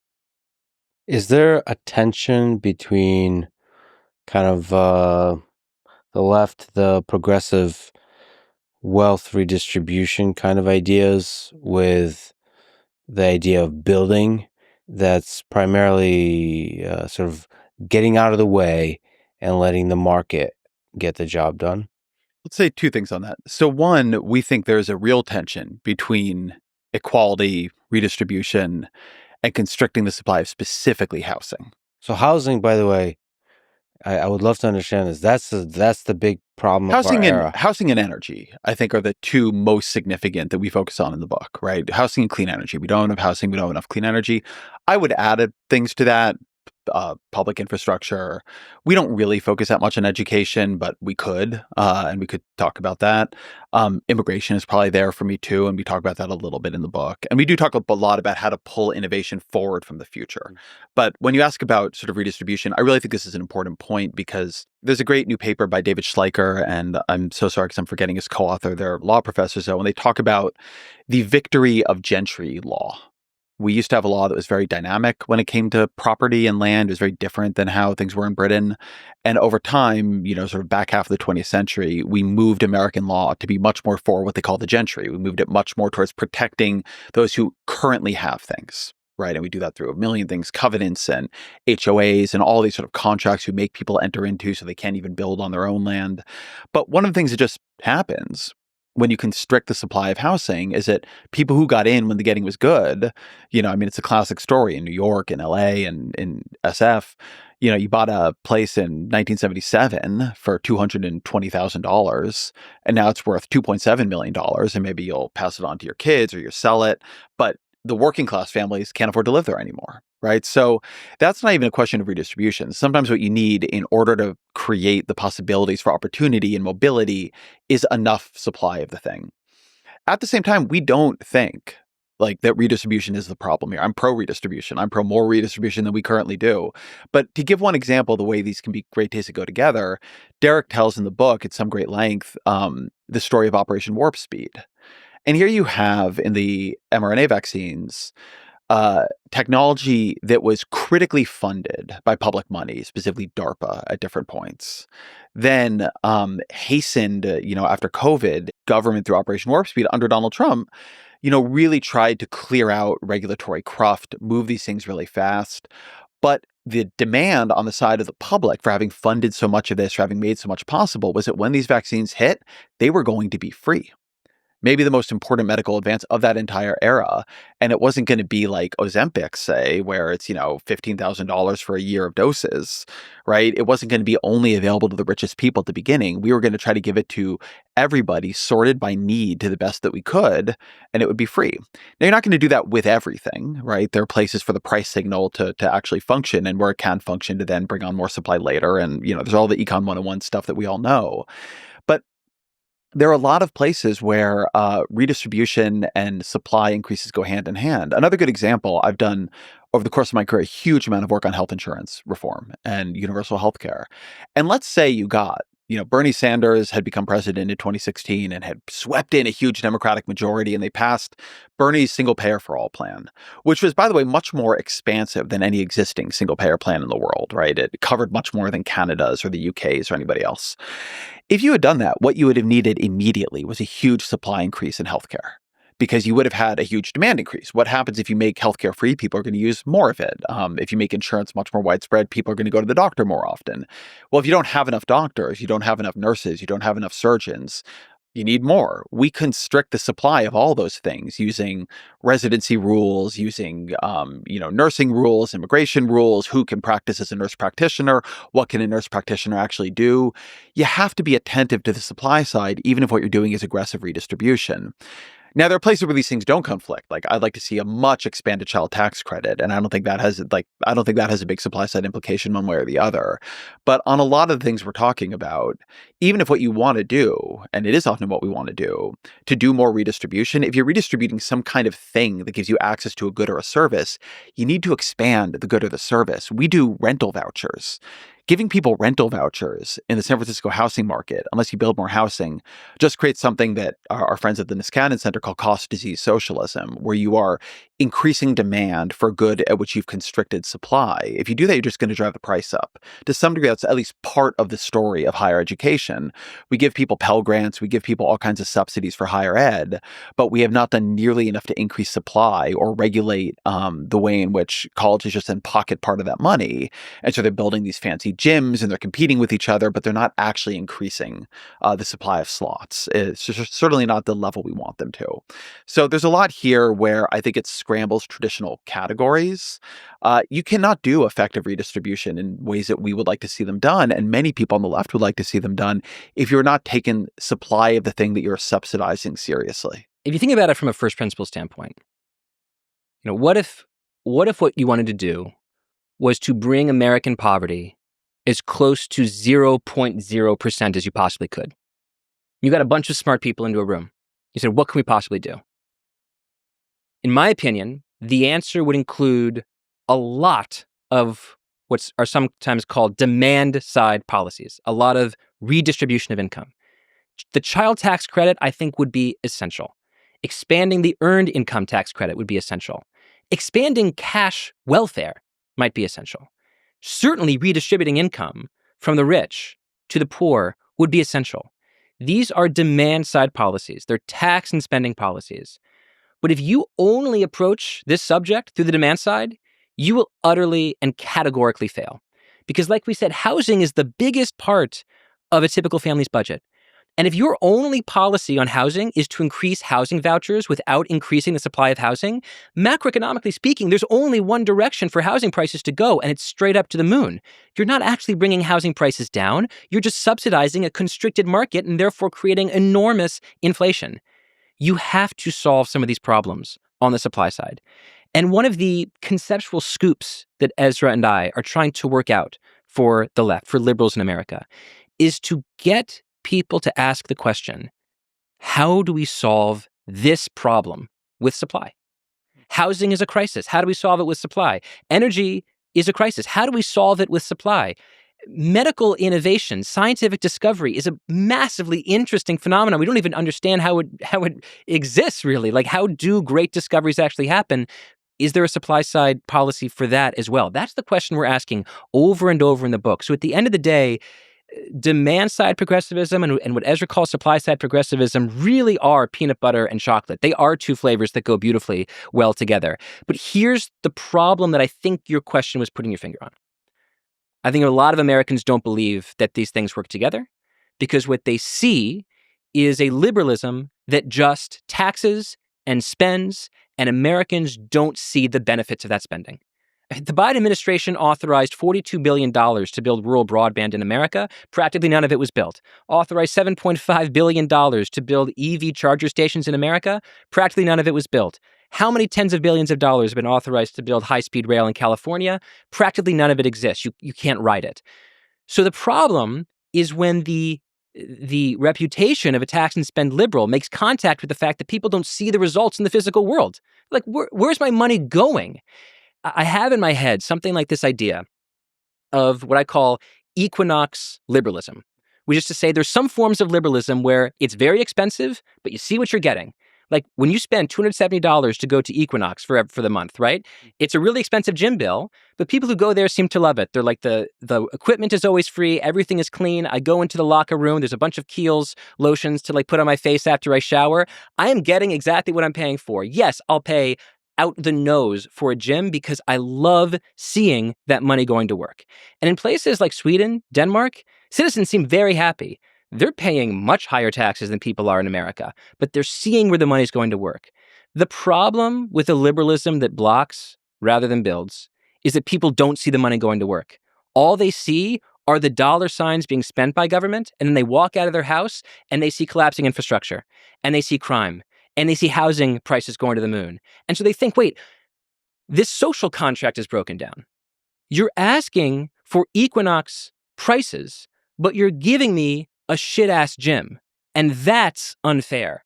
And so what we're trying to say is, I mean, in a very serious way, because I'm not trying to be flippant about gyms, in a very serious way, what we're trying to say is a part of this problem is that you Democrats have looked so hard at the demand side of the ledger that you've forgotten how powerful the levers are on the supply side. And if we can just pull those levers on housing in particular, we can bring down the cost of living, and people might even support the tax and spend model more because they'll feel like they're participating in equinox liberalism and not its opposite. Can we zoom in on the housing problem? Can you explain the housing problem and what's the importance of housing in in the quality of life, in the flourishing of the nation of the United States in general, and what is broken about it? Let's say the second part of the question first. What's so important about housing? We're talking about life. And even at a higher level, we're kind of talking about freedom. Like the freedom to live where you want to live, the freedom to feel like the good and achievable life is actually good and achievable. This is profoundly a question of housing. There's this great paper that was written several years ago called The Housing Theory of Everything by Bauman, Southwood, and I forget the other guy's name. But they made this really beautiful point that no matter what you care about in terms of public policy or politics, housing probably makes contact with it. If you care about innovation, as I said, is about getting people together in a city where they can work together. That's about housing density. If you care about childcare costs, that's about bringing down the cost of buildings. That's also about housing. If you care about being able to live near your friends and family, this is also profoundly a question of housing. So when we talk about housing over and over, we're not just talking about the four walls and roof and floor. We're talking about what housing means to people because housing is life. And right now, what we very clearly see in the data is that Americans are leaving expensive cities and states that tend to be run by Democrats, and they're moving to areas that are sunnier, that are cheaper, and are often more likely to be run by Republicans. And this is, I think, because starting in the 1960s, 1970s, you had this era of blockage points in housing. We started seeing zoning regulations. We started seeing historic preservation rules. We started seeing laws that made it easier for citizens to sue to stop a new development from going up. Essentially, new tools were invented to empower people's natural conservatism. For hundreds of years, people might have always felt like, I kind of want my neighborhood to stay the same. Like that might have been something that like the Neanderthals were feeling. But only in the last 50 years have we really outfitted human beings with a weapon to go along with their biological preference for the familiar, such that they can utilize it to stop the change of the physical world around them. And so we've seen the rise of what is commonly called NIMBYism, not in my backyard, the rise of a movement to stop the development of new housing around where they live. And so what you see in the data is, according to one study that was reported on by Yoni Applebaum, my colleague at The Atlantic, if there's a city with a 10% increase in the progressive vote share, there's a 30% decline in the number of houses that are permitted. For some reason, it does tend to be these areas that are more populated by progressives that have more of these choke points. Some of this is just historical quirk, but some of it is, I think, maybe the character of a certain kind of liberal, maybe often an older liberal, who believes that preserving the physical environment is the good. That the best thing you can do for the planet is to stop things from changing around you, stop things from being built. And that's an old-fashioned version of environmentalism that we're trying to turn the liberals against. Because really we see the challenge with climate change is not how do we get everybody to stop using electricity? How do we get people to stop using any power or joules or electrons that come from natural gas and oil? We want people to recognize that if the people want to lead modern lives, and they're going to continue to demand modern lives, and so we have to use clean energy technology to allow them to live those lives. That means you have to build an absolute shit ton of new clean energy, solar and wind and geothermal and nuclear, and maybe in the near future, even fusion. It requires an attitude of being excited about building new things rather than a liberalism that seeks always to block changes to the physical environment around them. So I think that what we're trying to do is to allow people in a way to meet processes and outcomes. I think liberals want housing abundance at some in some part of their brains, in some part of their hearts. I think they want the price of housing to go down. but there hasn't quite been a really clean articulation of a mindset or paradigm shifting argument that gets them to see how the processes that we've created go so dramatically against the outcomes that liberals want. And we're trying to say, here's a new process. Here's a new question you can ask yourself. How can we solve the housing problem on the supply side? And also, solving the housing problem is one of the mechanisms to lift people out of poverty. So there's a lot of goals that align well with liberals. You write about cities. Cities are where wealth is created, not just where it is displayed. They are meant to be escalators into the middle class, not penthouses for the upper class. So the housing problem we're talking about specifically, or most importantly, is in urban areas. Yeah, this is something that we spent a lot of time thinking about for the book. There's a lot of land in the United States. And sometimes you'll hear people say something like, I've heard this a lot. Well, not everybody can live in San Francisco or Venice in Los Angeles or, Manhattan or Brooklyn or whatever. And fine, right? Not everybody can. That's true. The problem is that cities are engines of opportunity and economic dynamism. I mean, as you know better than we do, the frontier AI labs in the US, basically all of them outside of China, exist in 50 square miles in the Bay Area. There's not one in New York. There's not one in Dallas. There's not one in Chicago. There's not one in Austin. There's not one anywhere but in the Bay Area. But the key thing is that there is huge spillover from these hyperdynamic industries, be it finance in New York, be it tech in San Francisco, be it culture in Los Angeles. You make a lot more money being a barber near Google than you do being a barber in, rural Arkansas. And this is the ancient pathway to mobility.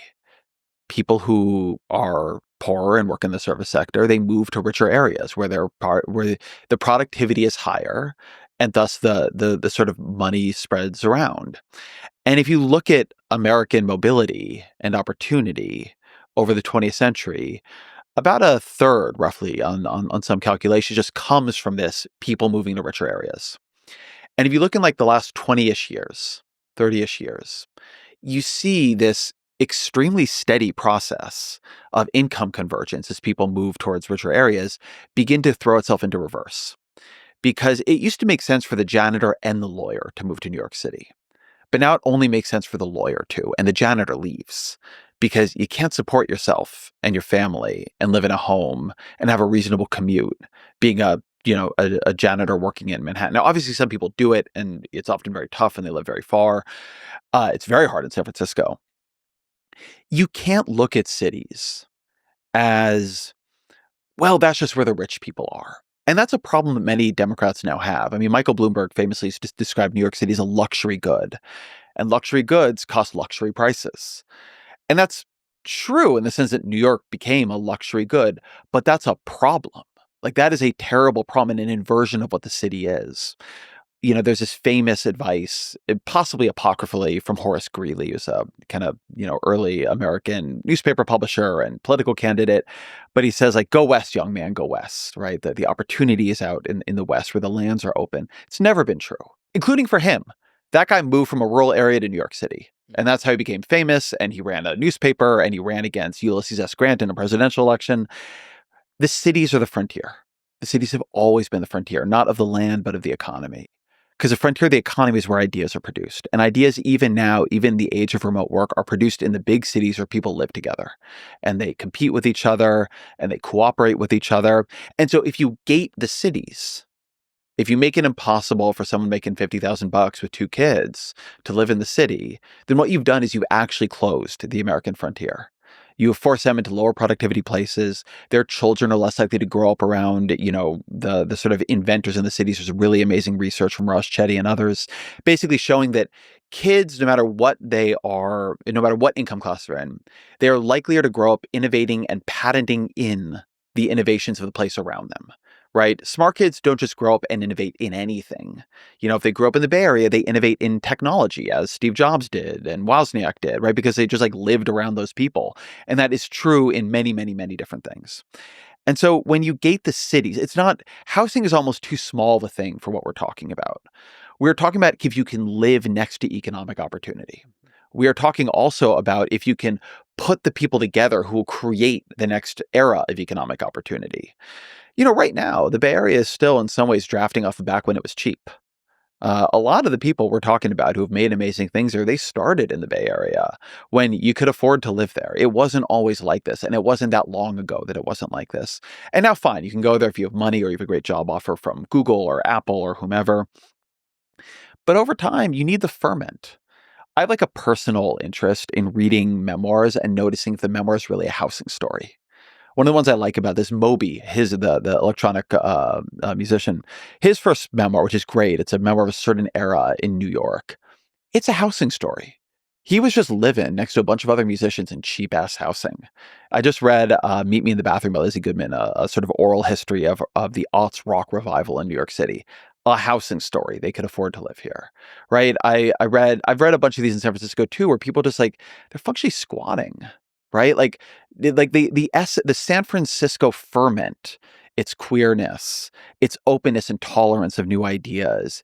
It's sort of like it's home of the psychedelic counterculture that intermixed with the defense culture that created Silicon Valley, right? You've read probably, is it Frederick Turner's from Counterculture to Cyberculture? That was a story of cheap housing. You need to allow people to be around each other, to mix each other. If only one type of person can afford to be there, it becomes a monoculture over time. And so it's not just housing. This is about the geography of economic innovation and opportunity. That's why it's so fucking important.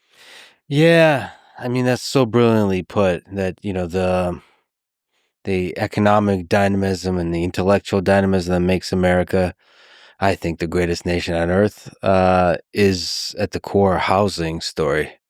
It's like you have to live near the place where there is turmoil and turbulence, intellectually and economically speaking. And so, like, you want to be able to move there and, like, be part of that culture, part of that economy, and part of that, like, how you raise your kids and culturally what you want them to study, you want them to do. Yeah, that's fascinating. So how do we solve the housing problem? Is it just remove as much regulation as possible? Like, get out of the way? There's certainly a lot of regulation that you want to get out of the way. I mean, you look at California, for example, you were just giving a beautiful summary of just how important it is for people to be able to move next to economic opportunity.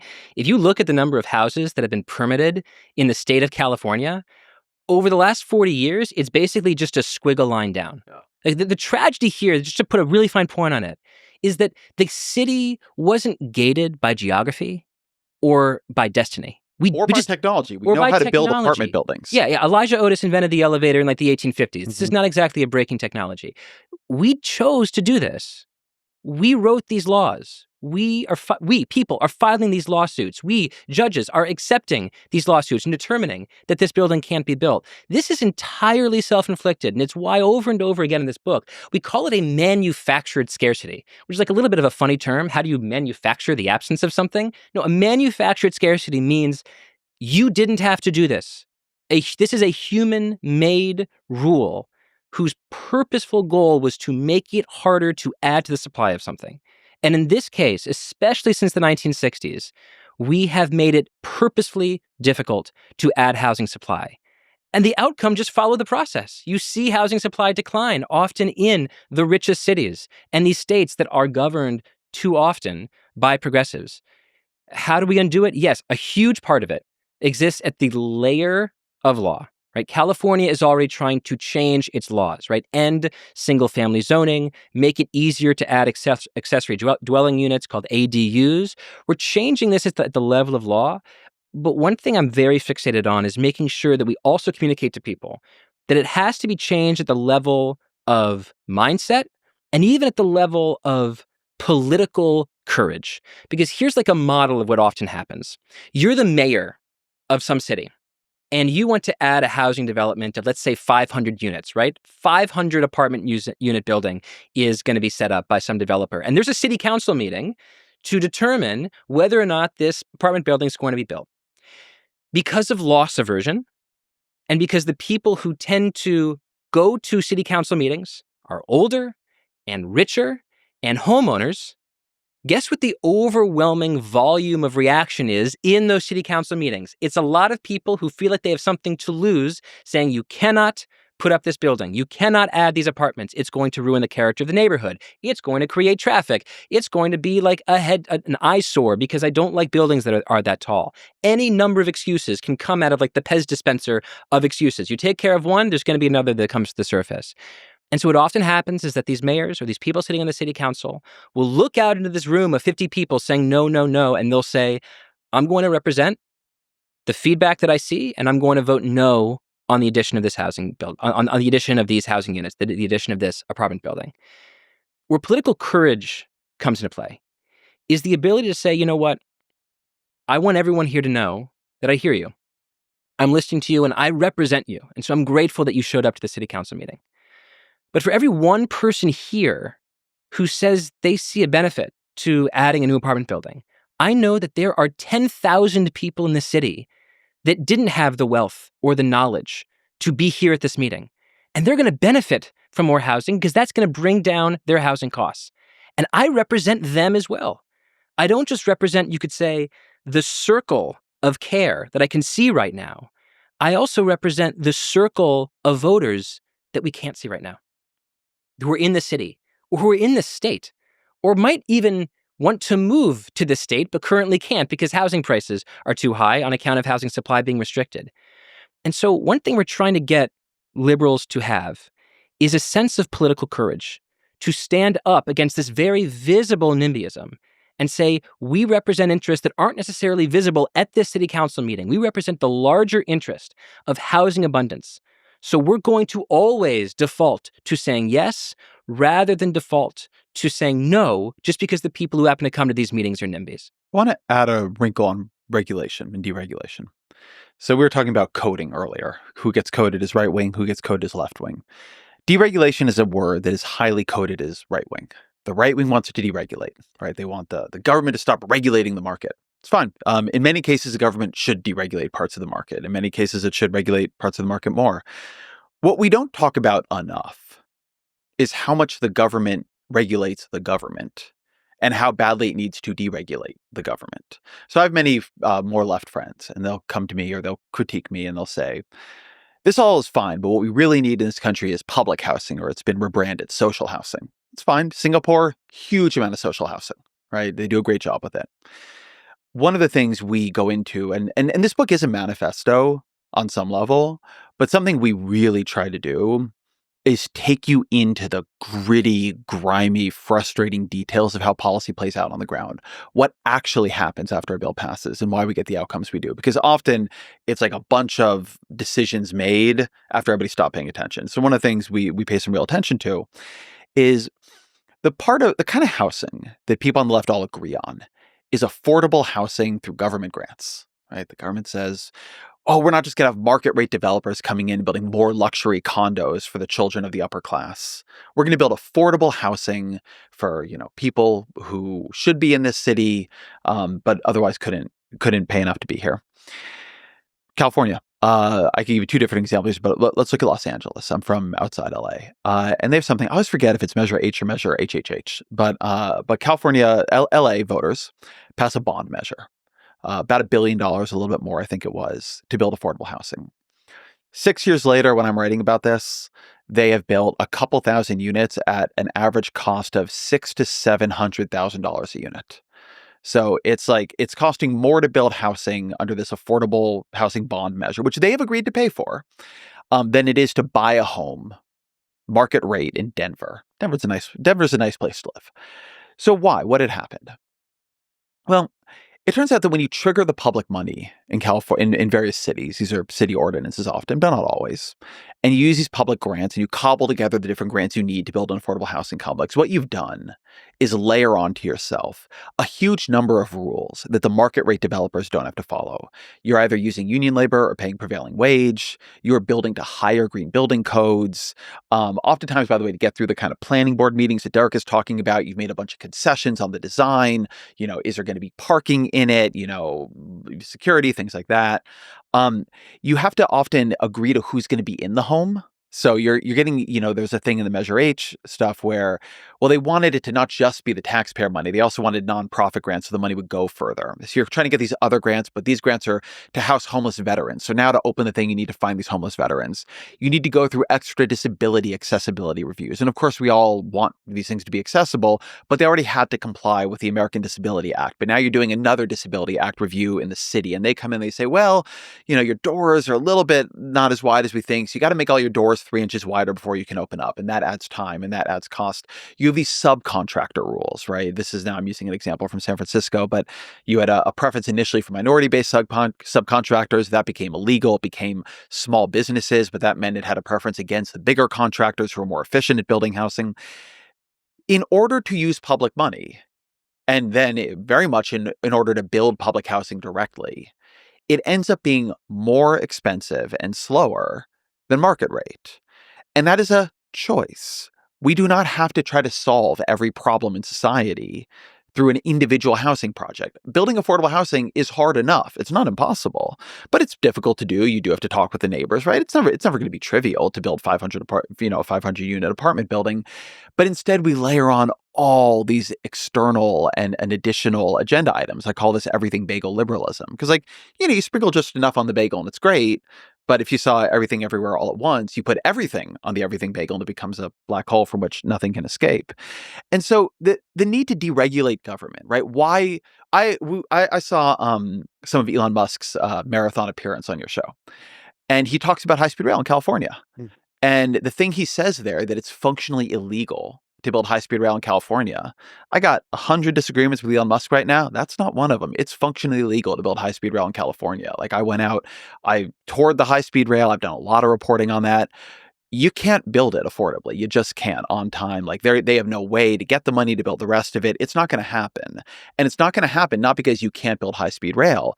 Europe builds high-speed rail, Japan builds high-speed rail, China builds high-speed rail.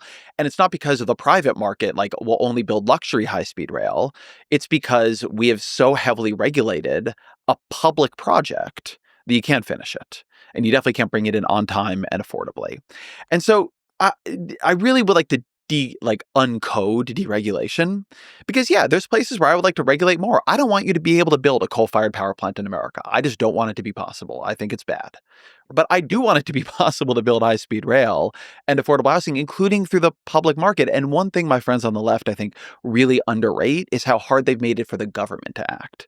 They believe in government, but if you believe in government, then you have to make it possible for government to complete projects. You have to make it possible for the people who work for government to apply their own genius and initiative. They have to have agency. I always say that we're sort of trapped right now between a party that wants government to fail and a party that won't make government work. And we are trying to push this idea that the thing we want is a capable government, a strong government, a government that when it promises it will do something, it actually does it and gets it done. And that requires not just deregulation of the private sector, though sometimes it does require that. It requires deregulation of the government itself. I love this question of deregulation. But I also sometimes find it very frustrating because sometimes I find that people's sense of regulation is so specifically coded. Regulation is just rules. If you change the word from regulation to rules, I think it'd be easier for people to see some rules are good and some rules are stupid. We all understand that in life. That's what regulations are. They're just rules. And sometimes they give us exactly the outcomes we want, and sometimes they give us the outcomes we would never hope for. And here's a good example. You go back to the 1940s, 1950s. America was fucking disgusting. Disgusting. The air and the water was horrifying. In 1943, residents of Los Angeles woke up to a smog that was so black, they thought the Japanese had launched a chemical attack against America. In New Hampshire, in the rivers next to textile mills, sometimes the rivers themselves would run green and purple and red, depending on what textile colors were being dumped into the river. You had the Ohio River on fire in the 1960s, 1970s. The world of mid-1900s America was truly sickening, and it made people sick. And so we passed a raft of environmental rules, and some of them achieved exactly what we wanted. The air we breathe and the water we drink is cleaner because of the Clean Air and Water Acts. We did extraordinary things with this era of regulation. Some of these regulations were about outcomes, like the Clean Air and Water Act regulates specific pollution levels in the air and the water or the emissions coming out of tailpipes. Some of the regulations, though, were about process. NEPA is the National Environmental Protection Act, and it, among many other things, empowered individuals and citizens to sue the government and organizations, businesses, to stop construction or fill out environmental reviews to prove that their construction would meet muster, wouldn't degrade the environment too severely. This opened the door to an infinitude of lawsuits to wrap up any effort to build anything in red tape forever. So fast forward to 2021. The month after Gavin Newsom, governor of California, signs the law to end single-family zoning in California. Seems like a massive win for the pro-housing YIMBYs of California. The month after that law was passed, the Board of Supervisors in San Francisco decided to rule against an apartment building that would have added 500 total units and 100 below market rent units, so something like public or social housing, that was going to be built on a Nordstrom parking lot, just about the best possible place you could add housing in the world, a Nordstrom parking lot, because the builders, the developers, didn't file the appropriate paperwork under environmental review. So this is a world in which the most housing-starved city in America is being starved even more of housing because of the expression of, or the power of, the instrumentalization of a rule passed in the 1970s that has allowed people to sue to stop the physical world from being changed. And I think it goes back to this idea that, like, sometimes the solutions of one era can become the problems of the next generation, right? It was really good to pass the set of environmental bills that we did in the 1960s and 1970s because it addressed the extremely real problem of air and water and land being degraded by industry. But we're in a new world. And the problem environmentalism today is in part a problem of global warming. And we have to build not only dense housing, but also clean energy. And the same rules that were designed to help the environment in the 1960s and 1970s are sometimes ironically used in a way that hurt the environment in the 2020s. And that's one reason why we, as liberals, need a paradigm shift. Okay, you said a lot of really interesting insights there. So one, if I understood correctly, that regulation of outcomes is more a good idea than regulation of process, because regulation of process is where you can breed a lot of, basically, the lawyers show up. The other insight is if we get rid of 99% of lawyers, the world would be a better place. There's a lot of jokes around that. I don't know if you agree, but that I definitely wouldn't say 99%. 98. Yeah, 82.3 to be absolutely in the 80s. No. Okay, majority of them. No, they're simply there to take advantage of the rules. We talk a lot about a book. I don't know if you've run into this one, but it's by Mansur Olson, who's sort of a founder of public interest economics, and it's called The Rise and Decline of Nations. This is a very famous book. Libertarians love this book, and I love this book. It's not right about everything, but its fundamental question is, how come after World War II did the completely destroyed, bombed out countries of Germany and Japan, you would have thought they would be just screwed. And instead, they both become growth miracles. They both do much better than the UK, which, was on the winning side of the war. Why? And Olson's argument is that affluent, stable societies over long periods of time develop something that is very difficult to develop and very important to develop, which is bargaining organizations, right? Collective action is hard. It is hard to form an organization. It is hard to make that organization persist. But if you can do that in an atmosphere of stability, then over time, that organization will tend to entrench its power, right? Think about AARP or the Chamber of Commerce or certain unions or, the National Manufacturing Council, et cetera, the Business Roundtable. They're not that powerful when they start, but over long periods of time, they become really powerful and they start to pass laws that make themselves more powerful and so on. There's a lot you can say about this insight, but my favorite part of Olson's book, and one that I don't think people emphasize enough, is this insight he has, which is that over time, every country has a kind of form of natural selection within it. And that form of natural selection will select for people with the skills to best navigate the kind of economy that country has. So if you're in China right now, and China is in its developmentalism phase, you really want to be in civil infrastructure, right? It is great to be a civil engineer in China, great to be working on semiconductors in China, great to be doing all this stuff in the physical world. But America, as a kind of price of our affluence and our success, we've become a country, and this happens to a lot of countries, where negotiation is really important. And a country in which negotiation is really important is going to, over time, start developing a preference for lots of lawyers, people in finance, management consultants, because it is a society that requires continuous, what he calls complex bargaining. And I think this actually explains a lot. Patrick Collison, we quote him who's the CEO of Stripe, brilliant tech guy. He has this point that he made in an interview with Noah Smith, who's a blogger and economist, where they were talking about high-speed rail. And sort of Patrick makes this point. He's like, it's just tough to be a high-speed rail engineer in America. You're going to have a much easier time working in the digital space. And so the digital space becomes a kind of frontier of last resort. And so people want to build things, go into bits and bytes, not into atoms, right? To use the old kind of Peter Thiel cut. And I think there's something to that. It's not that lawyers are bad. Some of the people I love most in this world are lawyers, and many lawyers do amazing, amazing work. But one reason we've selected for so many lawyers, and America has a lot of lawyers, is we became a society that needs a lot of lawyers because we are a society that is stable, affluent, and we've become very into bargaining.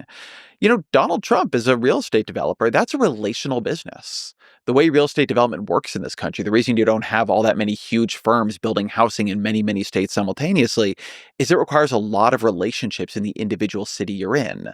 And so, if you read, say, Maggie Haberman's great biography of Donald Trump, Confidence Man, which focuses a lot on his time as a real estate magnate in New York, you see, Donald Trump doesn't build a ton of stuff in other states. He actually builds in other countries sometimes, or more to the point, he puts his name on things built in other countries. But really what he did was build here.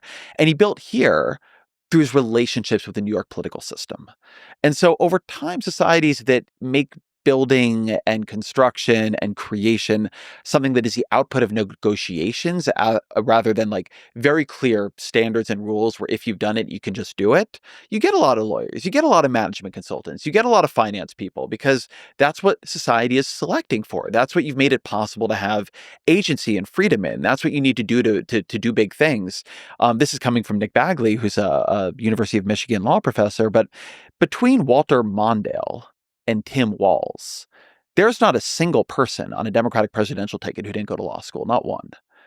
The Democratic Party in particular is a party of lawyers, and lawyers look at things through the legal perspective, and the legal perspective is that government is legitimate by following process. And Bagley's point is that government attains legitimacy, at least in part, through outcomes. And when you prize process so high over outcomes, you think you're acting legitimately, but actually what would have made you legitimate in the view of the people is that you built the thing you told them you were going to build. You made it possible to live affordably in the city.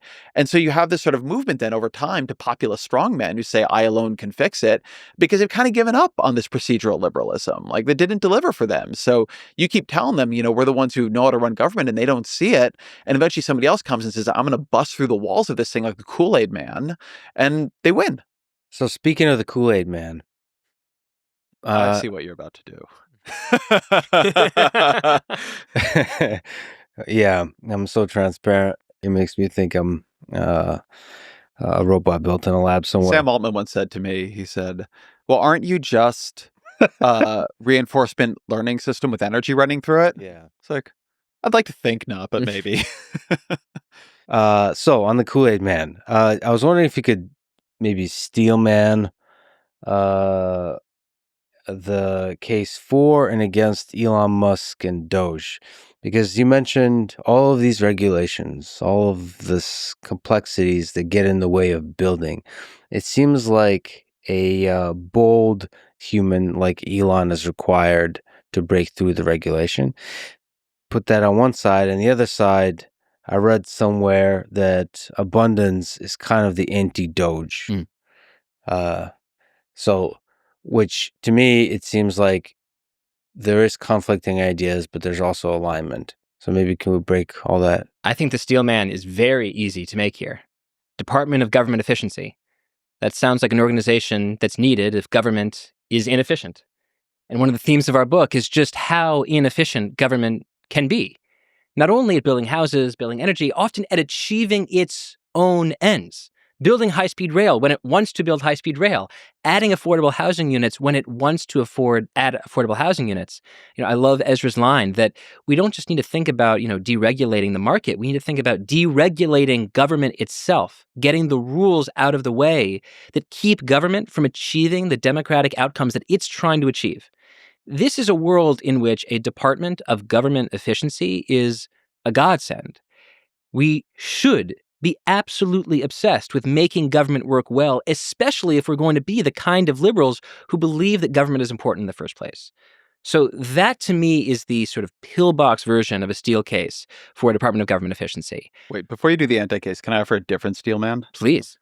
I think the Steelman case for what DOGE is, right, rather than what it pretended to be, is that the government is an interest. The bureaucracy, the deep state, the rules, the regulations, and it's not about efficiency. Never was. You wouldn't do this if it was about efficiency. That it's zero-based budgeting. That you're breaking the thing. You're turning it on and off. You're firing massive parts of it. Because the only way to make change within it possible is to delete what currently exists, whether it was efficient or not. You would never actually know. That if you had it all come and present its case for efficiency or something, you'd never know, you'd get turned around, whatever. That the only way, like the problem with the government is there is no actual competition. The Department of Education doesn't get outcompeted by the Agency of Education, which has started up, 3 years ago or something. And because of that, the only way to make possible radical change is to bulldoze the thing that currently exists. And then once that is done, you can begin to rebuild. You can, if you've fired half of the Department of Education, then you can start rehiring your people and they will actually do what you want. If you have shown that you can delete every regulation or just not follow it, then you can begin deciding which ones to actually follow. If there is no Department of USAID and you've moved back under state, then you can tell state what really to fund in terms of foreign aid, right? There's a theory here, I think, that was never about efficiency. It was about deletion. He's not trying to make things run a little bit better. He's not trying to lower the overhead cost of government. That the theory is that in the first term, the bureaucracy impeded Donald Trump. It didn't listen to him. Bureaucracy is supposed to be limbs of the president. The only way to make the federal government a neural link of Donald Trump himself is to destroy the federal government and then rebuild it as that thing. I think if you talk to people at DOGE or talk to people who are authors of Project 2025, who are at Heritage, who are chiefs of staff of the people working for Heritage, if you have a truth serum conversation with these folks and you say, they'll defend what's happening. That's not a they're excited to tell you. This is what they're saying. They're saying something metastatic has grown inside of government, not just over the last few years under Joe Biden, but over the last few decades, maybe going all the way back to FDR and even Woodrow Wilson. We have allowed an administrative state to accumulate like barnacles on a ship around the executive branch. And it's keeping the executive branch from being able to translate the democratic will into policy. Because there's never any president who is purely elected by the people. They're elected into an office that is already pre-contaminated by the bureaucracy itself. And we're trying to take all of that away. We're trying to, this is very just explicitly the case that they're going to make, trying to make government more democratic, not less, by allowing the democratically elected president lead in a pure way. Okay. So, as you said, two things. One is the steel man, and then at the end there was a non-steel man. So the first part is cutting, removing as much as possible to see what's actually needed. That seems like one of the ways to figure out what's actually needed is by removing it. And then there's the second thing is that you mentioned, so that you can install the people that follow your policy, whatever. I disagree with you that wasn't the steel man. I mean, I think you have to listen to them to do the steel man, right? I don't think the steel man is imaginary. If you read the OMB regulation that froze funding, it said explicitly that the government has to reflect the will of the people as expressed through their choice of president. If you read anything Russ Vought has ever said, they have the unitary executive theory. I'm not saying it's right or wrong. If you ask me to do the non-steel man, which I would love to do too, it is not my view that the steel man case of this is to make the federal government fully responsive to Donald Trump. But the Steelman case for what they are doing, as expressed by them, and I think like a Steelman reflects like, I mean, I have talked to these people, right? Like I'm telling you what they tell me on some level. The Steelman cases, they believe, like as Derek said a minute ago, this has become non-democratically responsive. Like, and the way it becomes democratically responsive, it is deeply responsive to the president. The president represents a different politics than Joe Biden's politics. And so if you have a state filled with liberal civil servants who don't want to do what he says, that is a violation of small d democratic principles of how the government should be run. I think if you don't like it, that's fine. But I do want to say, like, I actually think that is the Steelman. He's not. They're not doing this for no reason. They have an intention here, and I think the whether you like it or not sort of depends on whether or not you like their view. Okay, well, I don't like it because it cuts my ear in a certain way. That one of the criticisms I have for Donald Trump and the Trump administration is there's a natural circles of sycophancy that forms, and every president has their personality and psychological quirks, and I think he's one of the people where favoritism is more likely to develop. So when you choose who to install as the head of whatever organization, so if you fire everybody and rehire, the rehiring process is more likely to have people that just said nice things about Donald Trump in the past versus a meritocracy-based system that these people are really good. Lex, AOC should definitely come on the show. Well, she has her own. But the Steelman to me, about not maybe what Elon is doing, is in order to have the best people in the world doing a great job at every part of government, you have to figure out. I mean, his first email of like, what have you done this week? If we just Steelman everything he's been doing, which is like, let's find the productive people that show up to work, that love what they're doing, that are actually sort of amazing at what they're doing. I mean, how would you solve that problem? From his experience in business, it's painful but effective to just fire almost everybody and then rebuild from there and continuously do that. And the result, as long as everybody's aligned in a mission, is you simplifying over and over the system so it's more and more and more effective. Now, like, how else would you approach? We could start now criticizing. How would you make government more efficient, if not by the way that they're doing it? Yeah, can I Steelman to the other side now? Sure. Okay. You wouldn't do this. You wouldn't do this. Yeah. So let me say a couple things. One is that efficiency only makes sense when yoked to a goal. So if Elon Musk came in and did this at Tesla, Musk had a goal for Tesla. It was to build the electric vehicle of the future. SpaceX, he had a goal for SpaceX. We know what the goal for SpaceX is. In some long-term way, go to Mars, but in some short-term way, cheaper orbital travel, cheaper orbital shipping, reusable rockets, etc. We know what the goal for Solar City was. In a way, and I do think sort of the purchase of Twitter is late Elon, which becomes a much more political set of goals, but nevertheless, in a way, at least there's an expressed idea at Twitter, right, which is the return of free expression.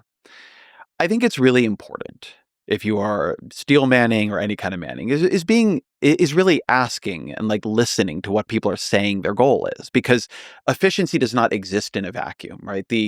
A state that is efficient at building dirty energy and a state that is efficient at burning clean energy, they can be opposite versions of each other, right? You have to be optimizing towards something. You're an AI guy. You have to optimize towards something. And the goal, I find myself really consistently frustrated by conversations about DOGE that treat efficiency as some free-floating thing. Or I sometimes will hear people say to me, very smart people have said to me, oh, what DOGE is really doing is stripping the government down to studs so it can put AI into it, because Elon believes in AGI is coming soon and you need to make a government capable of using AGI. And I always say to them, okay, AI towards what? Towards what value function? Towards what prompt are you inserting at the base level? Sorry about that. And I think a few things become very clear. One is that it is towards Donald Trump. It is his movement. Elon Musk serves at his pleasure. Elon Musk has said that he would like to himself chisel Donald Trump's face into Mount Rushmore. He said he loves Donald Trump as much as a man can love any other man.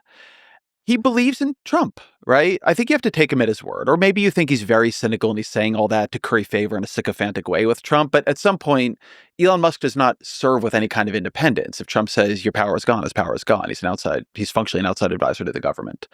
So then you really do, I think, have to listen to what Donald Trump has said, what Russ Vought has said, and they believe that Trump represents something fundamental. His movement represents something fundamental that has been suppressed in American life. Okay.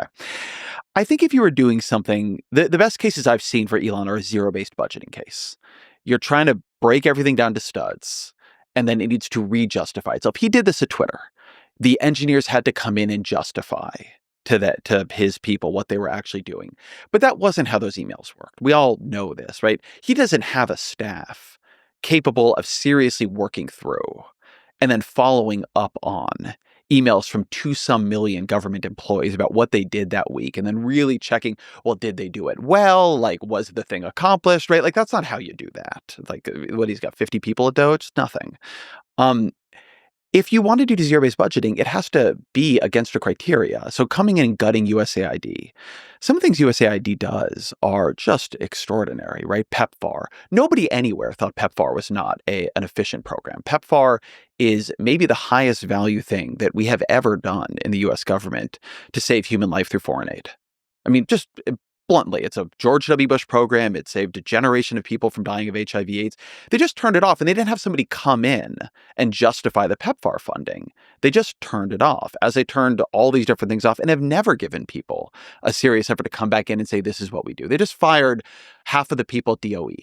DOE is, if you look at it, DOE has the lowest staffing level of any agency, but the fourth highest appropriation, and it administers the more than $1 trillion higher ed. It is, in overhead terms, one of the leanest of all the agencies, alongside Social Security Agency. They didn't tell those people like what they wanted out of a DOE of half the size. They didn't let those people come in and argue for their jobs. They're just cutting things, and they're not explaining at any point, at any level, what they want to do with them. And then I will also say what they're doing is probably illegal, right? Just this week or last week, a judge said that about 26,000 people need to be rehired by the federal government because their firings were illegal. And now that's going to go up to the Supreme Court, and we'll see what John Roberts and Amy Coney Barrett say, right? That game is not done yet. But they have Congress. I am a person who believes we needed civil service reform. Too hard to hire, too hard to fire, too hard to manage. And they could have gone to Congress. And frankly, at the beginning, Ro Khanna and a bunch of Democrats said they wanted to work with DOGE. Democrats were defeated. If you had wanted to build some amount of like political, bipartisanship, it was there to do, right? Like the Democrats voted for the Lake and Riley bill, the hardcore immigration bill. They were ready to deal. But they didn't want to do that because it is fundamentally for them about political control. And this is my Steelman case for the action. This is a case I believe. What Elon did at Twitter was not make Twitter more efficient. It's not like a better product now. It's a different product. But what he did was he made it controllable. What he did at Twitter was he went into something where he thought the people disagreed with him. And he broke it until he had actual operational control of the thing. And they would do what he wanted them to do. And then he can move it in his direction. What they're doing in the federal government, and this is what Chris Rufo wanted to do, it's what Russ Vought wanted to do, is make the thing controllable. And what they want to do with that control, I don't even think they fully know. But their view is that the federal government is like it is the capital city that they have conquered. And now they need to turn it into something that they can actually use. And in order to do that, I mean, Russ Vought said you need to traumatize the civil servants, right? That was his word, traumatize the civil servants. When, Elon Musk talked about USAID, said it's all worms, no apple. We're going to feed it to the wood chipper. This isn't the language of, let's see who's really doing a good job here and who's not. This is the language of conquering. This is the language of destruction. And they have not articulated new, better goals for it. And nor are they starting with the parts of the government where I think you would start with. Like, what do they want the education department to do? Like, I'm a professional political journalist. I talk to people in the Trump administration. I can't tell you what they want out of it, aside from the fact that they don't like it. And they think it's like a hotbed of other people's power. I can tell you what some conservatives have written about it, but the administration itself has not articulated goals. So what I think their view is right now is they're breaking the thing and trying to make the people who would be oppositional either like leave or go into hiding. And then they're going to figure out what they want to do with it. But like right now, they're in the period where you have to sack. And then like later on, you can build yourself your monuments and turn the civil service to your own ends. That is my like. I don't think it's still. That is what I think is going on. I think that's from a certain perspective, accurate and insightful description. If we just look at Twitter, you said that he didn't make it more efficient; he made it more controllable. Let me just describe, just because I know the engineers inside Twitter well, which we could argue that the government is very different than a company. That's an important argument there. With Twitter, the culture that's there now, people are really excited to work there and to be productive there, engineers. Elon is really good at finding people that are there, extremely good at what they do, and are there to give everything. And the resulting thing, this machine that is created, all barriers removed, you create beautiful stuff. It's not like move fast and break things. It's very cynical perspective on it. No, everybody loves what they do, are good at it, and are really rapidly figuring out all the multitude of problems that arise in that. And so it just creates it's a different culture, a culture of productivity. And it's not like some negative boys club, or there's all kinds of negative perspectives you can take on those things. No, it's a positive culture of productivity. Controllable side, also really important to understand. And that could be taken advantage of in a really negative way, especially in government. But you should say on some of the most successful software projects, there is a level of control required to, like open source projects. Linus Torvald, the head of that heads up the Linux kernel, there has to be what's often called the benevolent dictator for life. There has to be a controllability to the machine of this extremely productive, efficient team to work together. Now, those are engineering projects. And the problem with government is you get elected new benevolent dictators for life that come. They're often not benevolent. And they're often not benevolent. And they all convince themselves they're benevolent. I'm sure Hitler thought he's doing the right thing, the good thing, the benevolent thing in his worldview. Every single dictator does that. Yes. So that's a problem. But in order to be efficient, there has to be some level of controllability. And there has to be, I think, to go back to the steel man, you have to have a culture of productivity that I'm not sure. I've had quite a bit of experience with DOD and DARPA from the academic side. Just everything is so bureaucratic and slow. That's a different culture. So, part of the destruction is in reestablishing a culture, and yes, make it more controllable so you can be efficient. We still need to define what the outcome is. Yes. Productivity in service of what? Efficiency in service of what? And I think the juxtaposition of the private and public sectors is really useful here. Private companies, publicly traded companies, have the benefit of tight and quantifiable feedback loops. Are you making more money this quarter than you were last quarter or less? How's consumer feedback? Do people say they like the product more? Are you getting 4.8 on your reviews or 4.6?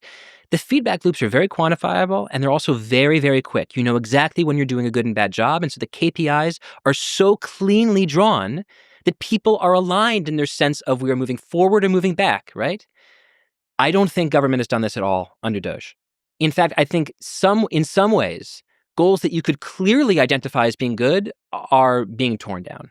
And this is why, again, it's so useful to be able to articulate goals in politics, because without an articulation of goals, you don't know whether the job to be done is to take something away or to add something.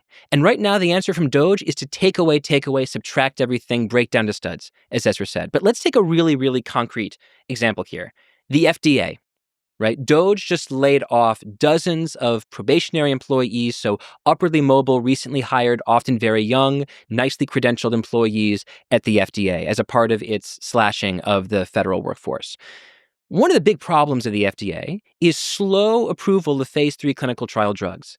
right? Everyone in this country who believes in science and technology wants the most life-saving drugs to be brought into the public marketplace as soon as possible and competed against with other drugs so the price comes down and helps to extend people's lives and health spans. I think everyone agrees that that is an outcome worth fighting for. And if they don't, certainly, Ezra and I are willing to say that's an outcome that we want. That's what we want from our science policy.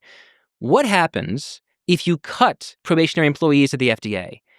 The FDA doesn't become more efficient. It becomes less efficient because the same amount of work spread over fewer people means longer delays in terms of approving phase 3 clinical trial drugs and deciding whether or not to approve them for public consumption. So in this really, really clear and very specific example, I think we can see the problem with not having articulated goals. You don't know whether the job to be done is to take away employees or to add them. I think if instead what DOGE had done is come in and say, you know what, Elon Musk and a bunch of other people from Silicon Valley, one thing we take very seriously is the importance of scientific and technological progress. Because if you look back over decades and centuries, what distinguishes our generation from every other generation in terms of its health and its power is science and technology. And we want to infuse government with a sense of science and technological progress. And to that end, one thing we want to do is to have a smarter and more efficient FDA so that people can experience life-saving medicines. I think what you would do is research the bottlenecks that exist to American science and pharmaceutical policy and say we should hire more people at the FDA to accelerate drug approval, decide which drugs are to be rejected and which drugs are to get the FDA label. That is the opposite of the DOGE approach. And this really, I think, puts a fine point to the problem of a DOGE without goals. When Elon takes over Tesla, when Elon is at SpaceX, when Elon's at X, I would imagine, and you know this better than me because you know him, and maybe most importantly, for the purposes of this part of the conversation, you know the people who work for him. I'll bet if you ask the people who work under Elon at X, Tesla, SpaceX, they say, I know exactly what Elon wants. This is his goal for the super heavy rocket. This is his goal in terms of humanoid robots. This is his goal in terms of profitability of Twitter and the growth of our subscription business and how we're going to integrate new features. There's probably a really clear mind meld. Right now, I have no sense that there's a mind meld. And in fact, I have the exact opposite sense, that rather than an example of creative destruction, which would be a mitzvah of entrepreneurship, we have an act of destruction. We have destruction for the sake of destruction. It's much cleaner to me from an interpretive standpoint to describe DOGE as an ideological purge of progressivism, performing an act of, or performing the job of efficiency, rather than a department of actual efficiency itself. I want to say, because I really want to emphasize that it has goals. The goals are clear on some level, and they have to do with centralizing power. So let me take out something that's not DOGE, because this is, I think, an important place where you see what the effort is. What is Congress for? Not just Democrats in Congress, who are in theory right now the opposition party, but Republicans in Congress. Congress is this aggregation of information from different places in the country who've chosen representatives to represent them in Washington, right? That's how the system works. One of the things that has really cowed congressional Republicans, it is a huge, sun-like gravitational force now on Capitol Hill, is that Elon has made it known that any House or Senate Republican who defies Trump on a key vote, cabinet nominees, the CR, that kind of thing, he will dump $50 to $100 million into a primary.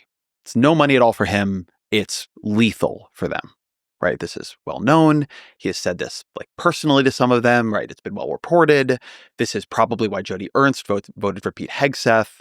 Well, what's achieved by this? I think it's an interesting question, because Republicans in theory are allied to Donald Trump, right? He's the nominee of their party, and they don't have literally the same view of him.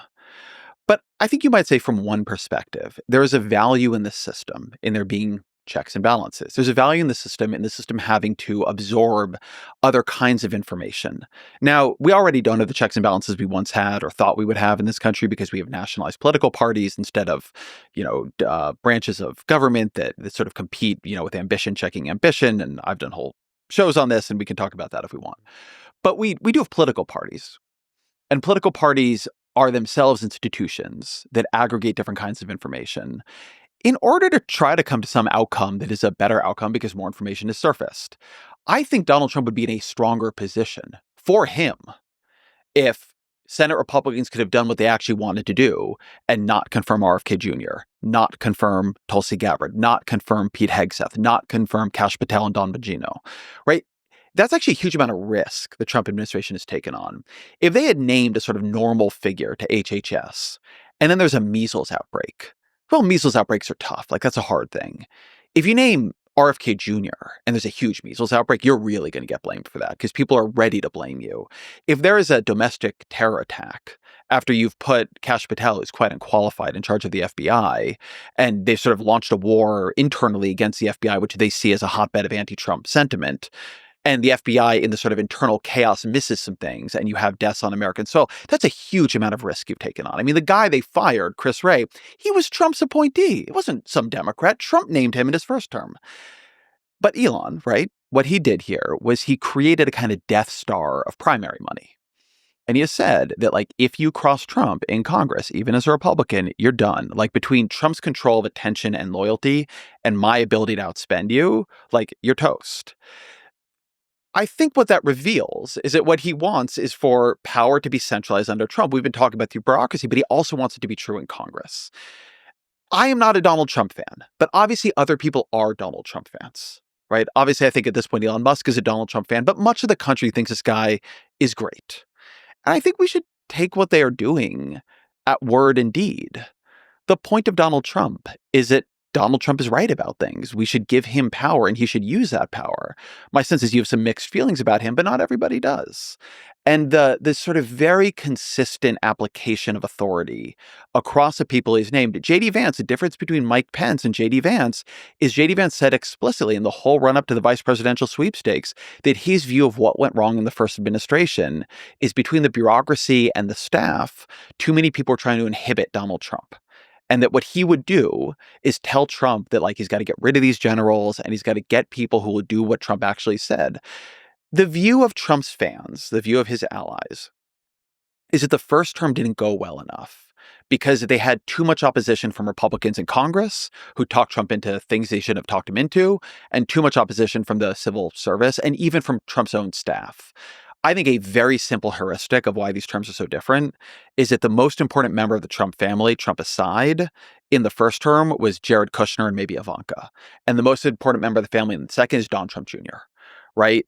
Kushner brought in a bunch of inhibitors. He brought in mainstream figures like Gary Cohn and Kushner represented other parts of society that, were sort of mixed on Trump, and they wanted him to do certain things and not others. And there was maybe a productive tension. McConnell, was majority leader. He was more powerful than Thune is. Paul Ryan was speaker. He's more powerful than Mike Johnson is. In the second term, you have Donald Trump Jr., who brings in much more right-wing figures, they're accelerators, not inhibitors, accelerationists in many cases explicitly. You have Elon Musk, who believes like the likeliest problem is Trump doesn't go far enough, fast enough. And you have a weak Republican Congress that is further cowed by Musk's money. It could be good or it could be bad, but the Curtis Yarvin take that we need a more monarch-like figure is clearly being tested out. Like the view, just as you said, about software engineering things is that you often need a benevolent dictator. Now, I don't think Trump is benevolent. Other people do. But the view that what is being attempted here is something much more centralized in its power, I think is actually a shared view of what's going on. It's like a consensus reality we have, not like an argument over reality we're having. Do you think there's some degree to where if you trust in the system of democracy, which I do, and there's some people, and we'll talk about them, who one of the main criticisms and concerns of Donald Trump is he's going to break democracy. But if you trust that democracy holds, isn't this an interesting experiment of how, when everybody's aligned, aggressive cutting of regulation and the number of people is an experiment of like, okay, let's see what this does to a really overbloated bureaucracy that's become extremely inefficient. And by the way, so I have an optimism about it that matches the vision of abundance in the book. That once you do the creative destruction, then you start to really be able to step in and have a clear vision of like, okay, housing. What are the policies to solve housing? But I do think the first step that's needed is the destruction. As Ezra said, we're sort of speed running a particular experiment here. Yeah. Of what does executive power look like if we do away as much as possible with checks and balances. And I would submit that we're already starting to get some feedback loops from the market. The stock market is not the economy, but it is a very clear voting mechanism. And what's clear is that many institutional and retail investors think that the current economic regime is pushing us toward a recession that we don't have to have. Right? Donald Trump has insulated himself from any feedback loop or any sense of criticism that his tariff policy might not be the best course of strategy for American in industry or global relations. And as a result, what we have is, I think, fairly described as a kind of purposeful chaos. I mean, what other term can you use if a tariff is being announced at 9 a.m. and then taken away at 3:30 p.m. and then 10 days later announced at 9:37 and then renegotiated at 2:45? This is not a principled theory of the perfect tariff level on international trade. This is, I think, much more parsimoniously explained by just an expression of Donald Trump's personality. This is a New York real estate guy. He loves making big, awesome pronouncements and then using those big, awesome pronouncements in order to negotiate little one-on-one dealings where he can wrest for himself a personal sense of power or money or pride, right? Announcing these tariffs in a sort of chaotic way forces world leaders to get on the phone with him and say, Donald, what can I give you to bring down the tariff, right? This is personality standing in for politics in a way that's totally unmolested by anybody else's sense of, hey, Donald, maybe chill it on the tariff policy. Hey, let's maybe slow down on the deportations. I'm not so sure about this particular move over here. Instead, you have an executive branch that's just a full manifestation of Donald Trump's mind. And I do think at the early returns, if you look at consumer sentiment, if you look at the stock market, if you look at the 10-year yield, you have a range of, let's call them, aggregated economic information telling us that the economy, consumers, employers, investors do not like what's happening now, which is going to be a really interesting test case. Donald Trump's first 4 years in office, right? Love him or hate him, were 4 rather successful years of economic growth. Low unemployment, steady growth, low inflation, pretty much every economic indicator in the green. We're already in the red in many of the economic indicators that never even blinked yellow under his first administration. And I personally don't think it's a coincidence that you're getting these red indicators at a time when Donald Trump is having an entirely different experience of being president, where there is no Mnuchin to tell him, hey, maybe let's cool it off on the tariffs. The one more thing I would add here is you said, maybe Trump's presidency is a kind of right-wing abundance. Right. And I think it's a worthy question, right? Is Donald Trump just doing his own version of abundance? And we should, even if we disagree with his process ideologically, sort of root for the outcomes that are likely under it. Here's why I don't think so. Let's say that you, or just someone as a conservative, shares our view that they want housing to be abundant. I think what they should really root for is to reduce the tax for building and make it easier to add housing units cheaply.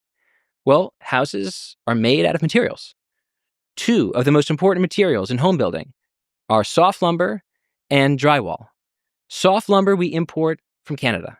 Drywall, one of the key ingredients, we import from Mexico.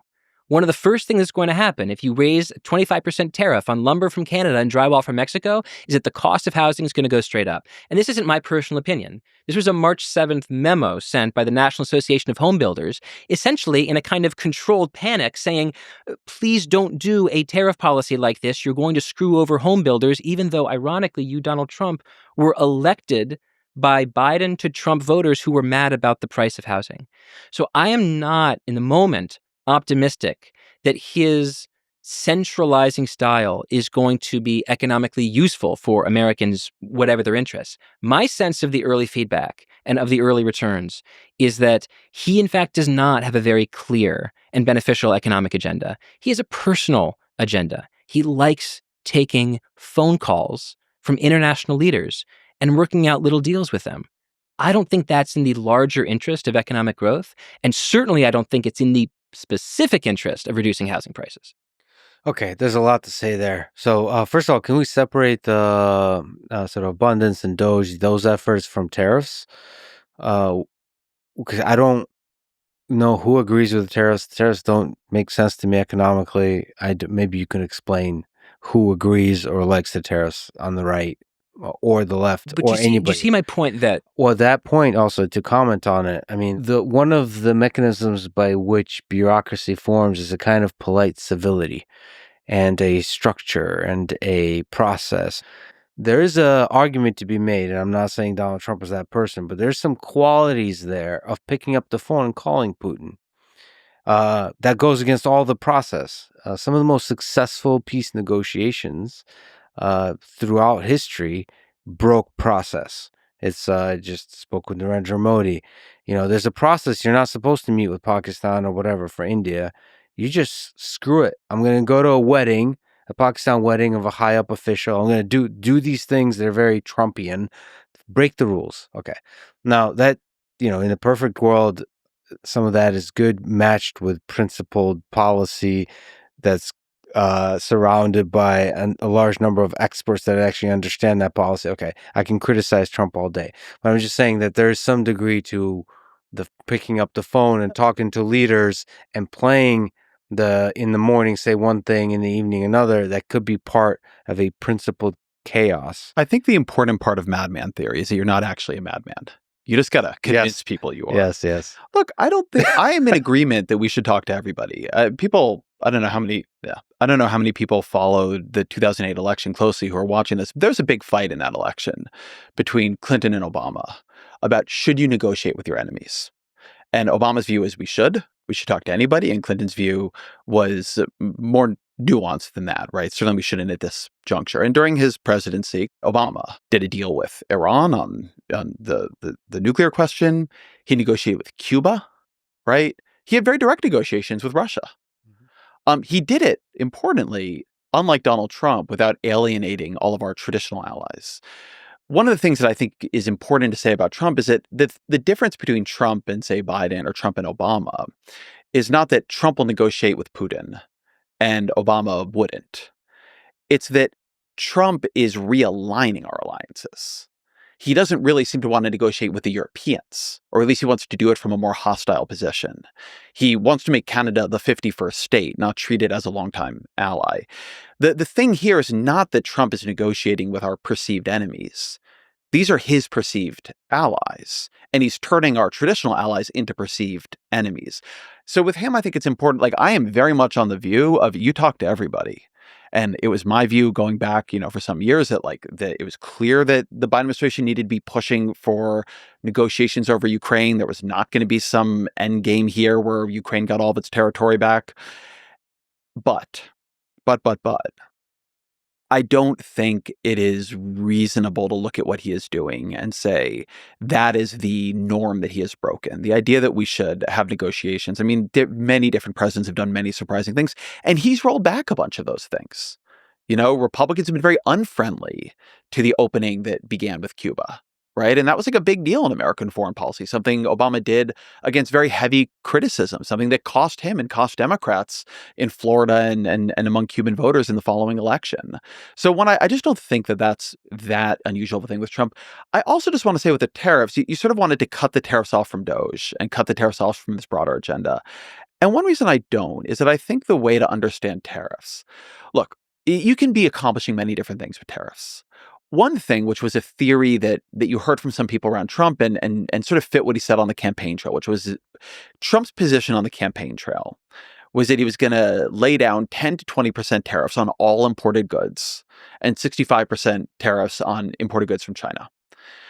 So I think that's a bad idea for a bunch of different reasons. But what that is a stable change in the cost structure for all corporations and all trade. And then different players can make different investment decisions in the long term based on this new cost structure. What he's doing, as Derek said, and I've had these funny experiences where I'm literally doing a podcast with a tariffs expert, and I'll be talking about like the auto parts problem. And then my producer will be like, he just, delayed the tariff on the auto parts. What he's doing with these tariffs that you move on and you move off and you negotiate over endlessly, and I've been told this again by people around him, is their view is that America had leverage it wasn't using. And tariffs in particular are a form of executive control. Trade deals need to be negotiated and ratified with Congress. Trade deals are something you have to do with the rest of the system. But tariffs are something Trump can do unilaterally. And one thing Trump wants is control. That is the through line of virtually everything in his politics. Tariffs are a leverage-based form of foreign policy. They are America has the biggest economy in the world, that anybody who's going to get into a trade war with us is going to suffer worse than we will. And there's something where the president can use the tariffs because of authority granted by Congress some time ago for other purposes. He can use them with a huge amount of discretion. So you can use them on the one hand to say, well, I think that we've lost too much manufacturing and the dollar is undervalued in other places, and so, or overvalued rather. And so we want to use tariffs to make the cost structure differently so that people have to locate more of the supply chains and the intermediate manufacturing in the United States. But you can also use a tariff to say Colombia has to take the people we're deporting and they have to take them in chains. Right. And Donald Trump is doing both things. And the reason I think it's important to keep those in mind is that what Donald Trump wants, what connects a lot of different things, is that he wants leverage over things. I think it connects to Eric Adams. And you were sitting here talking in New York City. Eric Adams is a Democratic mayor, right? Donald Trump is no truck with Eric Adams, right? He did not support Eric Adams. Eric Adams is not his natural ally.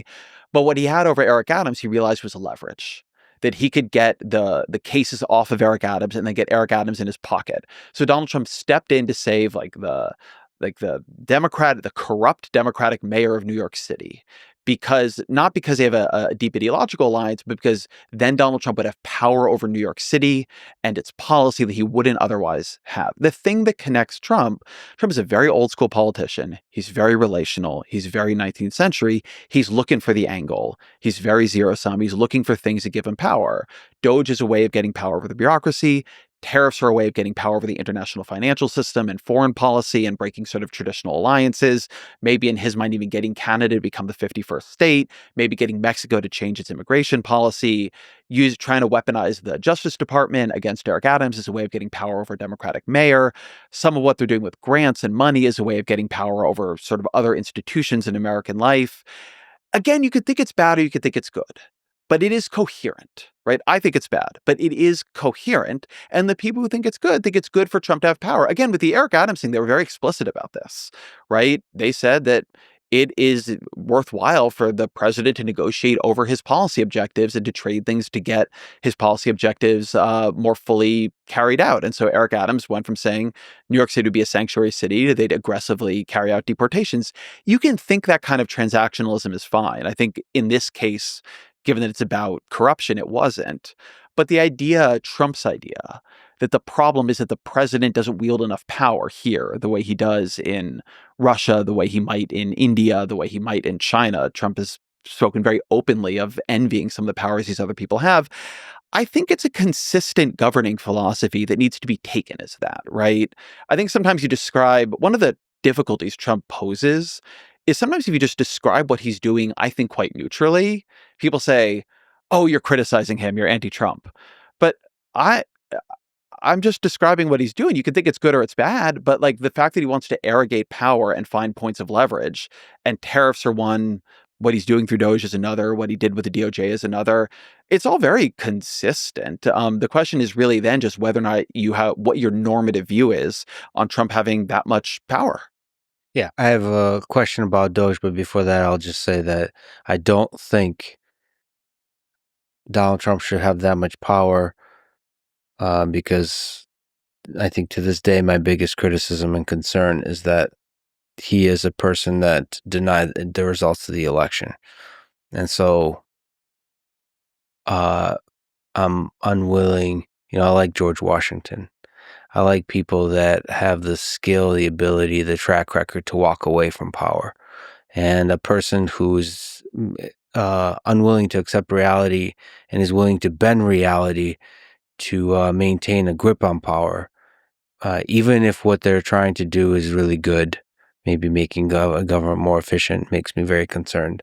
But on the topic of DOGE is more on the Elon side, if we can sort of combine DOGE and abundance as a topic, if DOGE succeeds, the effort, let's just forget DOGE, but the effort of making government more efficient, what does that look like? before the next election and after the next election, if we can just look at success. I know I'm jumping in again, but I'll do something quick and then pass to you. I'm not a huge fan of the experiment framing, because amidst this experiment, people are, through USAID, as my colleague Nick Kristof has documented, and potentially further in other ways will die, lose homes, be scammed by things. So I feel like experimenting with the government at that level is very dangerous. But if, assuming democracy survives, Democrats, if they're going to make the government work again, are going to have to become less rule-bound than they were. I have this line that the problem with the personality type of the right is it's autocratic now, and the problem with the personality type of the left is it's bureaucratic. And I don't want to see things going either to where DOGE is in terms of, I think there's a fundamental lawlessness to it, but I also don't like the aims of it. But I don't want to see things where Democrats were, which is such which is such respect for process, that they will put the process ahead of getting their own things done. They will listen to any lawyer with any super intense interpretation of any law, and that'll turn them all the way back. What DOGE has demonstrated is that the room for movement inside the American government, inside the state, is much wider than anybody gave it credit for, both Republican and Democratic administrations. It may not be as wide. It probably isn't legally as wide as what DOGE is trying to do, and that's why they're losing all these court cases. But it is wide, and you could also use Congress, right? You could pass statute to make it wider, and you should. There is no abundance agenda that works if the Democratic Party is as rule-bound and as process-obsessed as it was in the last 10 years.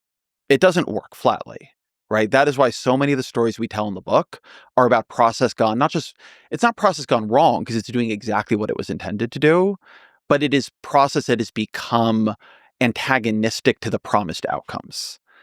And so I do hope there's a kind of, thesis, right? All the institutions are great. Democrats are the defenders of government.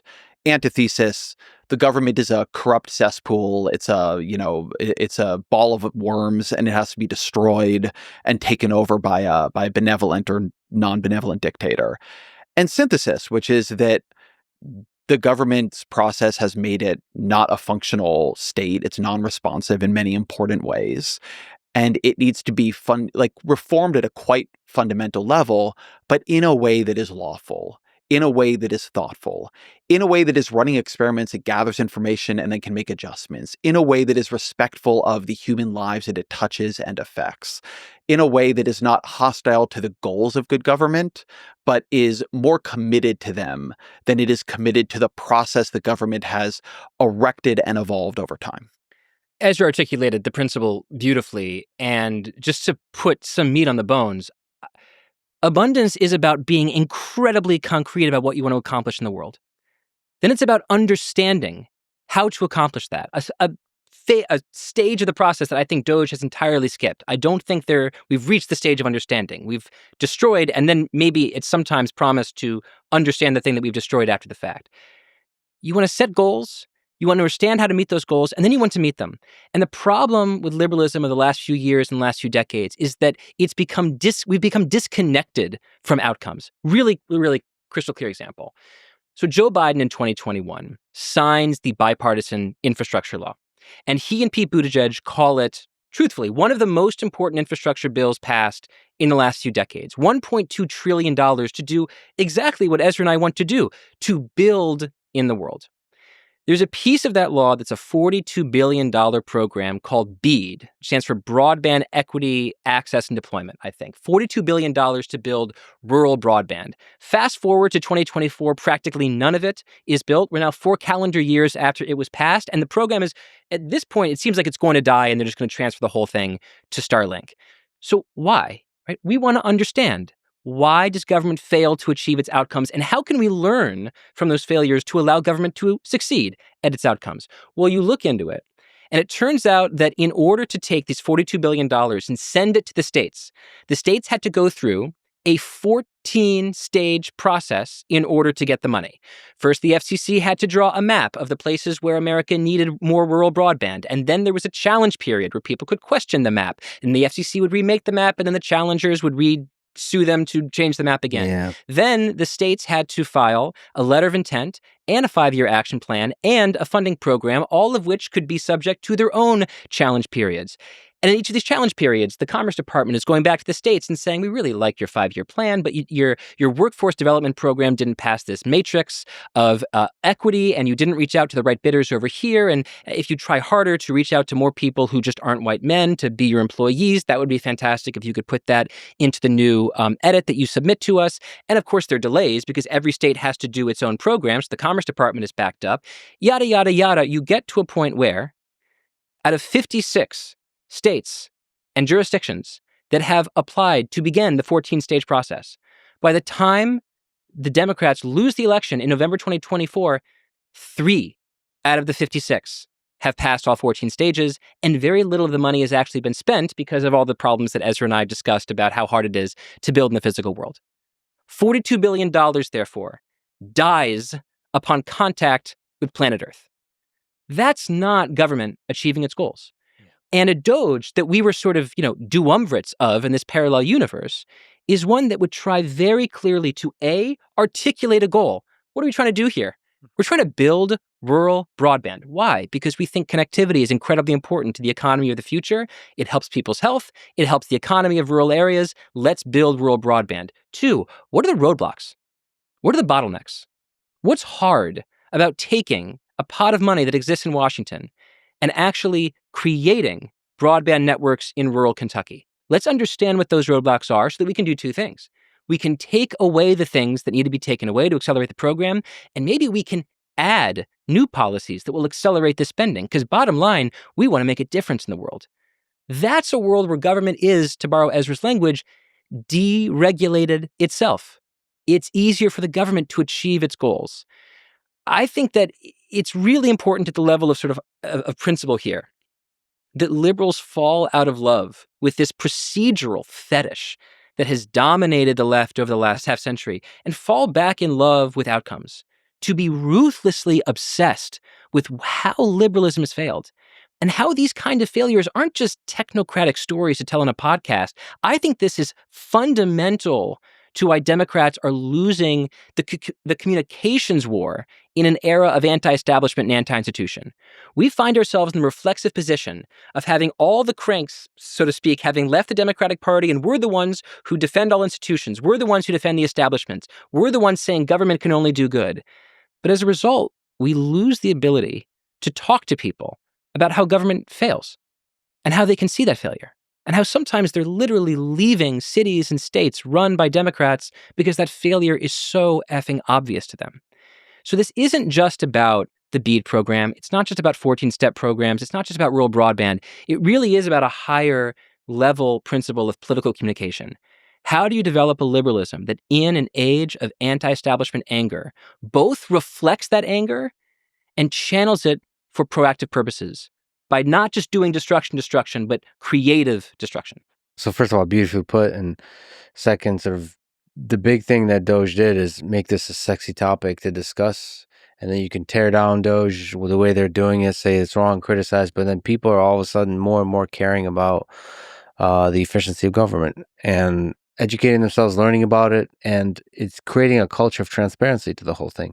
So now you can swoop in with a book like Abundance and like describe, here's how to do actually, how to have a clear mission and metrics, how to solve these problems. But like that allows, as opposed to have this culture of process, me personally, one of the things that really frustrates me about this world is that the bureaucracy of that kind of process, especially because everybody, at least in the United States, is just all so fucking polite everywhere about the whole thing. They're all so nice to you as they're doing the process about every single thing. They're just like, and then you have to call from 9 to 5. There's hours, and let's schedule a meeting in 3 weeks from now to discuss this document so we can have another document. And all of a sudden the big dreams and the visions, the hopes that people have invested in building a project that's an incredible project dies. It's not just the waste of money. It's the possibility of a beautiful thing that could have been built never gets built. You're retracing Ezra's lovely line about how the character of the right these days is autocratic and the character of the left can be overly bureaucratic. I hope there's a middle synthesis lane here where there's a political identity that believes in efficient bureaucracies. Sometimes it actually does take a lot of people to get certain things done. Yes, yeah. But you really, I think, need to have an eye toward institutional reform. This is a theme of our book that we haven't talked about as much yet, but I think it's so important for abundance to believe that each generation is passed down institutions that were created for different eras, different decades, to solve different problems, right? That's how you get an environmental revolution in the 1960s that solves the problem of clean or dirty air and dirty water, but leaves us with a set of norms like NEPA that make it impossible to add clean energy in our generation. Just a tragedy of unintended outcomes. And to narrow this down to a world that I know you care a lot about, there's a chapter in our book about science policy and the history of the NIH. And the NIH really comes into its own after World War II. And it is immediately this beautifully funded crown jewel of biomedical research, just the federal government irrigating university researchers studying cancer and heart disease and brain science and everything else. I mean, practically every single scientific breakthrough in the US in the last 70 years at least bears the fingerprints of NIH. But the NIH is also a bureaucracy. And like every bureaucracy, it has accumulated a set of processes and habits that the people most affected by it, scientists in America, told us and will tell anybody else who's listening, has flaws. According to some surveys, 40% of the time that scientists are working today in America, they are filling out grants and doing paperwork, not doing science. That is astonishing. I mean, as we say in the book, imagine if we discovered that one year there was a virus that broke out in the American academic scene, such that our scientists suffered from chronic fatigue disorder between January and June every single year. They just couldn't work. We'd be like, this is an absolute shanda. We have to fix this problem. This problem exists. It's our own bureaucratic rules. It's the rules that we wrote that's slowing down science. So what should we do? I don't think we should tear down the NIH. I don't think we should slash and burn grants as we're currently doing in the administration. I think we should understand what's broken and be clear about our desired outcomes. My desired outcome for science is that we produce and pursue high-risk, high-reward science under the theory that almost no important breakthrough is going to be obvious before you discovered it. If it's obvious, you probably already knew it, so why is it some new science? You should want to incentivize scientists to ask their biggest, most curious questions in a high-risk, high-reward environment. And right now, the NIH doesn't do that. The NIH, for a variety of reasons, whether it's aspects of the peer review process or just assumptions that scientists have of the system, is too incrementalist. It funds older researchers, and it wastes a lot of scientists' time with bureaucratic paperwork and kludge. We'd love to reform it. We have ideas for reforming it. But if liberals don't use the language of and act on institutional reform, we will allow institutions to grow old and sclerotic and piss off Americans, and they'll vote for people who come in with a wrecking ball to tear it down, right? So that's why I think it's so important for abundance liberals like us to be very clear about our goals, our outcomes, and exactly what we want to accomplish, because I think that's the only way to really see how and why institutions that are all around us truly do need reform. Listen, I hope your book becomes the manifesto of the Democratic Party. It's a beautiful vision. I'm a little bit skeptical because of the momentum of bureaucratic thought, but I'm nevertheless remain hopeful. I have to ask, since I'm a fan of both of you, in the interest of time, Ezra, you had an intense debate many years ago with Sam Harris. Okay, so I would say, like I said, I'm a fan of both of you. You're both intellectually rigorous people. So it was the debate, the contentiousness of it was both sad to me, but also as just a fan of you. And since I admire your intellects, it's just fun to watch. What is it? Godzilla and King Kong fight. I wish there was more of it. I wish you would do this podcast again and debate it more on some other topic and argue. It's just great. Anyway, some time has passed. What was this, 8 years ago now? Yeah. 2018-ish, something there? Yeah. The battles you have fought over the years. That's just a lot of chapters. A lot of chapters. Yeah, this is like several chapters ago. But in the interest of camaraderie, what do you admire most about Sam Harris? Oh, that's not a hard question. If you go back, if you listen to that debate on my show at Vox, I introed that debate by saying, look, I disagree with Harris on like this specific conversation he had with Charles Murray about race and IQ, but he's good on meditation. He's good on psychedelics. He's good on consciousness. He's good. I don't know if I said AI back then, though. I think he's good on AI. I always felt in that, without going like back into the Wayback Machine, that Sam really thought like he really somehow got where I was wrong, and I thought I offered like a lot of tries for de-escalation, and he did me weirdly the favor of publishing our whole email correspondence. And I think if you read that, you can see that like I was not angling for a fight here. What I admired about him since, I think the thing that he's been good on is he's been very independent. So Sam, at that time, there was sort of the emergence around then of this thing that people then called the intellectual dark web.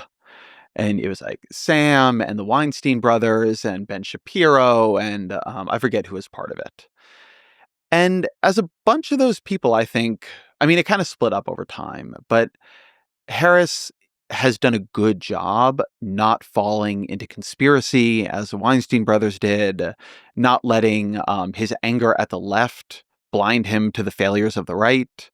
He's a guy, I guess both for better and for worse, as we all are, but he is perfectly willing to stand alone in a crowd. Like, I haven't listened to that much of his stuff lately, but my sense is he's been like quite clear-eyed from my perspective on Donald Trump. So like, I don't think my view is not that Sam Harris is in general a bad actor. It just isn't. Yeah, he's been like difficult to categorize and fearless about it, meaning like he doesn't he deliberately resists audience capture. So yeah, which is a hard thing to do. It's quite I think difficult. I saw a clip of him on this show, sort of like going after Trump, and it became like a big whole thing. Yeah, I mean, he's been very consistent on that. Let's try to find the interesting thing here. I actually had a while back a podcast with Richard Heyer. He studies intelligence, and it was a very detailed non-policy discussion about IQ tests and all that kind of stuff. And there I tried extremely hard to be very nuanced because that felt like an uncomfortable topic back then. It doesn't feel so uncomfortable now. Do you think the Overton window has expanded? Do you think the kind of things we're willing to talk about now? I mean, this has to do with the Trump moment also. I think the place where the topic seems to me to have changed in my ambient awareness of it is two things. One is a sense of the Flynn effect, which is, yeah, it's hard to individually change your IQ, but there is a very well-documented effect. And I talked to James Flynn before I talked to Sam. There is a very well-documented effect where IQs have been rising over time. There's good evidence now that that has stopped.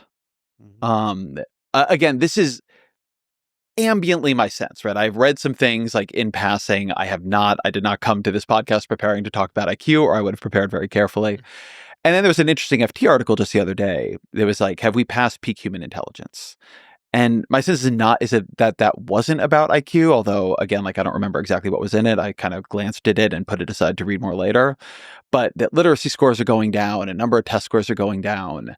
And the sort of sense of the piece was that we are making ourselves stupider by endlessly staring at screens and social media, which I think is probably right. I've had this sort of line since becoming aware of that piece in my head that we spend a lot of time talking about how to get smarter and not enough time talking about how to avoid getting dumber. But we do a lot of things that we think make us smarter. Like I would say having social media on our phones, because like, oh, you're getting all this information all the time, that in fact make us dumber. Because it's not just that the information is bad, but the lack of concentration, the constant distraction, the sort of lack of focus.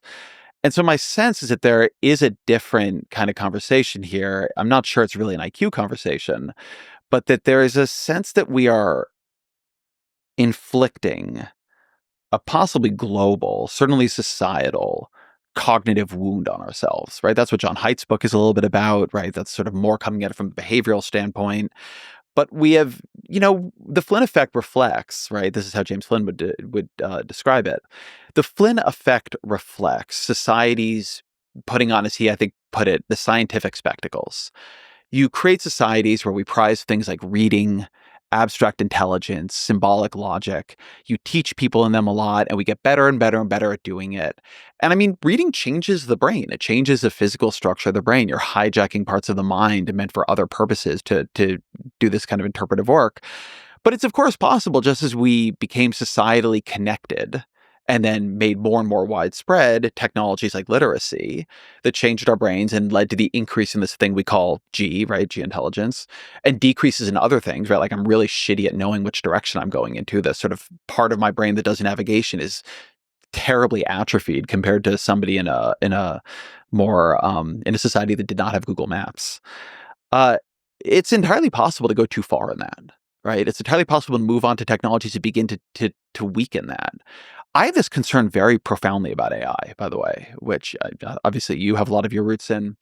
And there are parts of AI I'm very optimistic about, but my biggest concern about AI is we're going to make ourselves much stupider without realizing it. Because the things that are easy to automate in AI, which is like getting the AI to summarize the reading of something or getting AI to write the first draft of something, that's where all the intelligence happens, in my view. Mm-hmm. I think, one advantage I have over a lot of other podcast hosts who superficially do what I do, probably this is true for you, I'm sure this is true for you, I know, is that I really do the reading. No summary is equivalent to me doing the reading and sitting there and making the associations myself and spending the time in the book and then like sort of thinking about what it brought up in me. I write the first draft. ChatGPT cannot write the first draft of my book. The first draft is fucking hard to write. And it's often hard because like it's completely wrong, but not because it's narrowly wrong, right? ChatGPT will never tell you that the problem with what you're trying to do is that you're just trying to do the wrong thing. It'll never tell you if you tell it to write a first draft, that's the wrong direction for this draft. Some part of you has to know it. And often the problem is you just haven't done enough reporting, haven't done enough research. And ChatGPT can't tell you that either. And my worry for my kids, my worry for society is creating technologies that make it incredibly alluring to automate the part of creation that is most difficult, most laborious, and most likely to lead to genuine insight and the sort of sharpening of your own mental acuity. I mean, we better fucking hope the AIs can autonomously make innovations because we're going to stop. I really worry we're going to stop being able to. Yeah, I definitely think, and all that is brilliantly put, I definitely think that social media is making me dumber. Like if I spend a week checking social media versus reading books, Yeah. I'm just distinctly the quality of my thoughts. Even the same content. Yeah. I don't read things anymore as much as I can on like a screen. I print everything out and I sit at a table and I read it. I could read it on my iPad. I could read it on my laptop. I print it all out because my attention is different. And the same goes for AI, whether we're talking about this kind of research. It's more distinct and rigorous in the other space that I do every single day is programming. I'm definitely becoming a worse programmer by using AI, offloading, because it actually works really well there. I'm becoming worse at creative thinking at what you're saying, writing the first draft, which require that skill, that first little leap, that little mini leap into the creative genius that we all do every single day. AI is not able to do that, and it's definitely dulling that. All right. We covered a lot of ground today. What, on the note of optimism, what gives you hope about the future of this great nation of ours, the future of America, looking out in the next few years, in the next few decades, centuries, when we colonize the solar system and beyond? Or we could just stick to the next couple of decades. Sure. Despite the fact that our book is a deep diagnosis of modern liberalism with a ton of criticism of the last half decade in politics, I am at root a profound optimist about everything. Like just at a general personality sense, right? Like to a certain extent, a question like this is attempting to elicit a little bit of what can be considered analysis of the world, but you're also eliciting what is fundamentally like personality, right? Yeah. Like what makes you optimistic. I've just always been a real optimist. I'm optimistic about science and technology, especially in the realm of biomedical science in a big way. I think if you look at what's happening right now in mRNA cancer vaccines, in CAR T cell therapy for redesigning T cells to attack cancers, if you look at the GLP-1 drug revolution and some of these studies that have been done on the fact that GLP-1 drugs, while they were initially synthesized from lizard venom to help people with type 2 diabetes, turn out to have these effects that seem to reduce body-wide inflammation that not only rewires our minds and makes it easier for people's desired sense of moderation to be actualized. So people who want to eat more fruits and vegetables seem to find it easier to eat more fruits and vegetables when they're on GLP-1 drugs, but also because there's probably a lot of neurological issues that are fundamentally issues of inflammation, including maybe dementia and Alzheimer's. We might have accidentally, from the tongue of a lizard, a partial medicine for Alzheimer's disease. The ability of science to connect these dots in the cosmos just absolutely thrills and fascinates me. And I hope that we get better at making those connections. And while I have a lot of fears about AI, many of them shared by Ezra, I am really interested in the possibility of AI being useful for synthesizing large bodies of knowledge to allow people to make cross-domain comparisons. I think a lot of inventions in tech history are essentially ingenious recombinations of ideas. Like, to a certain extent, you look at something as fundamental or archetypal as Thomas Edison inventing the incandescent light bulb. What did he do? He just tested 10,000 different materials and figured out that actually it was like a very special kind of bamboo that burned for the right amount of time, and said, boom, I did it. I made the incandescent light bulb. The ability to have a machine or accelerate the degree to which we understand what those 10,000 materials can do, or synthesize knowledge so people can combine it and say, we're going to take a little bit of CRISPR over here and a little bit of cancer science over here to develop a gene therapy that targets a particular inhibitor that allows the immune system to attack a protein that is explicitly related to pancreatic cancer. I do absolutely believe that we might be on the doorstep of those kind of breakthroughs. And that makes me incredibly optimistic, because I think at base, it's like, what's life about, right? What's abundance about? Why housing and energy? Well, because we think they're fundamental to living a good life. You need a place to live, and people deserve the freedom to live where they want to live. Energy is what powers the entire economy, and more energy would power technologies that we can't even imagine or are just beginning to, whether it's supersonic flight powered by clean fuel or fusion technology that basically gives us infinite solar energy, the sun's actual energy in a particular location. I mean, these are beautiful things that can happen. But also, I think the good life is about health. It's about health, and it's about the wealth that comes and the freedom that comes from finding health in your own life.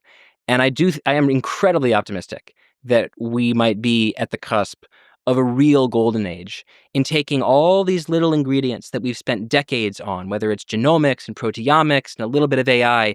We're at a moment right now, I hope, where we can have this explosion of combinatorial intelligence, and that hopefully, in an optimistic way, AI could be useful in accelerating us toward that future. But I also think, to the point of this book, we have to get institutions right too. These are discoveries that are going to happen inside of institutions, and how those institutions work and how they're funded and the incentives that are created by law or by technology really matter in terms of the world that we build. And so that's why I think it's really important to not only be obsessed with what the technology can do, but how it's instantiated in the institutions that we have, because it ultimately is institutions and individuals that build the world, not technology acting on its own. Yeah, and I should say that you make a really great case for investing in weird science, meaning stuff that doesn't on the surface make sense. We said lizard venom. There's all this popular criticism of scientific projects that sound like a waste of money, when in reality, at least in the scientific realm, projects that seem like they don't have any positive effect might actually end up being the ones that transform human civilization as we know it, because of the unintended discoveries that happen, and all the eureka moments, all the special discoveries happen truly when you're just passionately pursuing a cool thing in science. That's how scientific minds work. And so it makes sense to invest in things that in exploring weird shit, the weird mysteries of the universe. So anyway, Ezra, what gives you hope? I'm a less temperamentally optimistic person than Derek by a Yeah. lot, actually. Yeah. And I would usually give a pretty similar answer to this question that Derek gave, which is, technological advancement, right? We live in an age of marvels. I guess I'll say from the realist perspective that we live in a more liquid moment than many. That, if one of the advantages of the 90s, of, much of the life that I have grown up in, is that much of the structure of technology, of global governance, was fairly stable. We could sort of like look at it, and there were certain, not certainties, but fairly reliable guardrails of what was and what wasn't going to happen. And there were disruptions like 9/11 and the financial crisis. They weren't small, and slowly they broke that entire system. But I think one of the things people sort of miss, sort of feel about the way history's accelerated is that things have just all gotten faster and less predictable. And they really have, I think, gotten faster and less predictable. We're in an age, it seems to be more like the early 20th century, late 19th century than like the 1990s. And that means the possibilities range very widely, right? When you think about AI, when you think about biotech advances, when you think about energetic advances, when you think about the sort of shifting nature of global alliances, of the technological and political systems, we are in the most high variance period that I think has happened in a very, very, very long time. And that carries tremendous peril. Things could go terribly, and it carries tremendous possibility, right? What if AI is an incredible boon for humanity? What if we do invent and deploy the clean energy technologies that deliver energy abundance, not just a kind of answer to the worst of climate change, but genuine energy abundance, unlocking new things like mass desalination and, all like, what if we do, like, I'm an animal suffering person. I'm a vegetarian. I care a lot about animal suffering. What if we did figure out cultivated meat, right? That we grow in breweries and on scaffolds, and we don't have to kill tens of billions of animals that we've raised in unimaginable suffering every single year, right? Like, what if we do figure out how to make government better and more responsive, right? What if that thesis, antithesis, synthesis thing does work out? But it's not hope. It's like, that's a future you have to create, a future you have to call into being, a future you'll have to fight for. So it isn't so much that I found myself hopeful about what America or the world would be like in 2030 or 2040, but I find that I believe in the possibility of enough remarkable outcomes that it makes like the present really worth being engaged in, and really worth trying to do your small part to bend the arc of the time in the direction that you find more just. Well, thank you to both of you for fighting for abundance and writing this manifesto for abundance, and for all the writing and the work you do in the podcasts, and just being incredible minds in this world that I'm a fan of. So thank you for talking today. Thanks very much, Lex. Lex, thanks so much. Thanks for listening to this conversation with Ezra Klein and Derek Thompson. To support this podcast, please check out our sponsors in the description. And now, let me leave you with some words from Napoleon Bonaparte. In politics, stupidity is not a handicap. Thank you for listening, and hope to see you next time.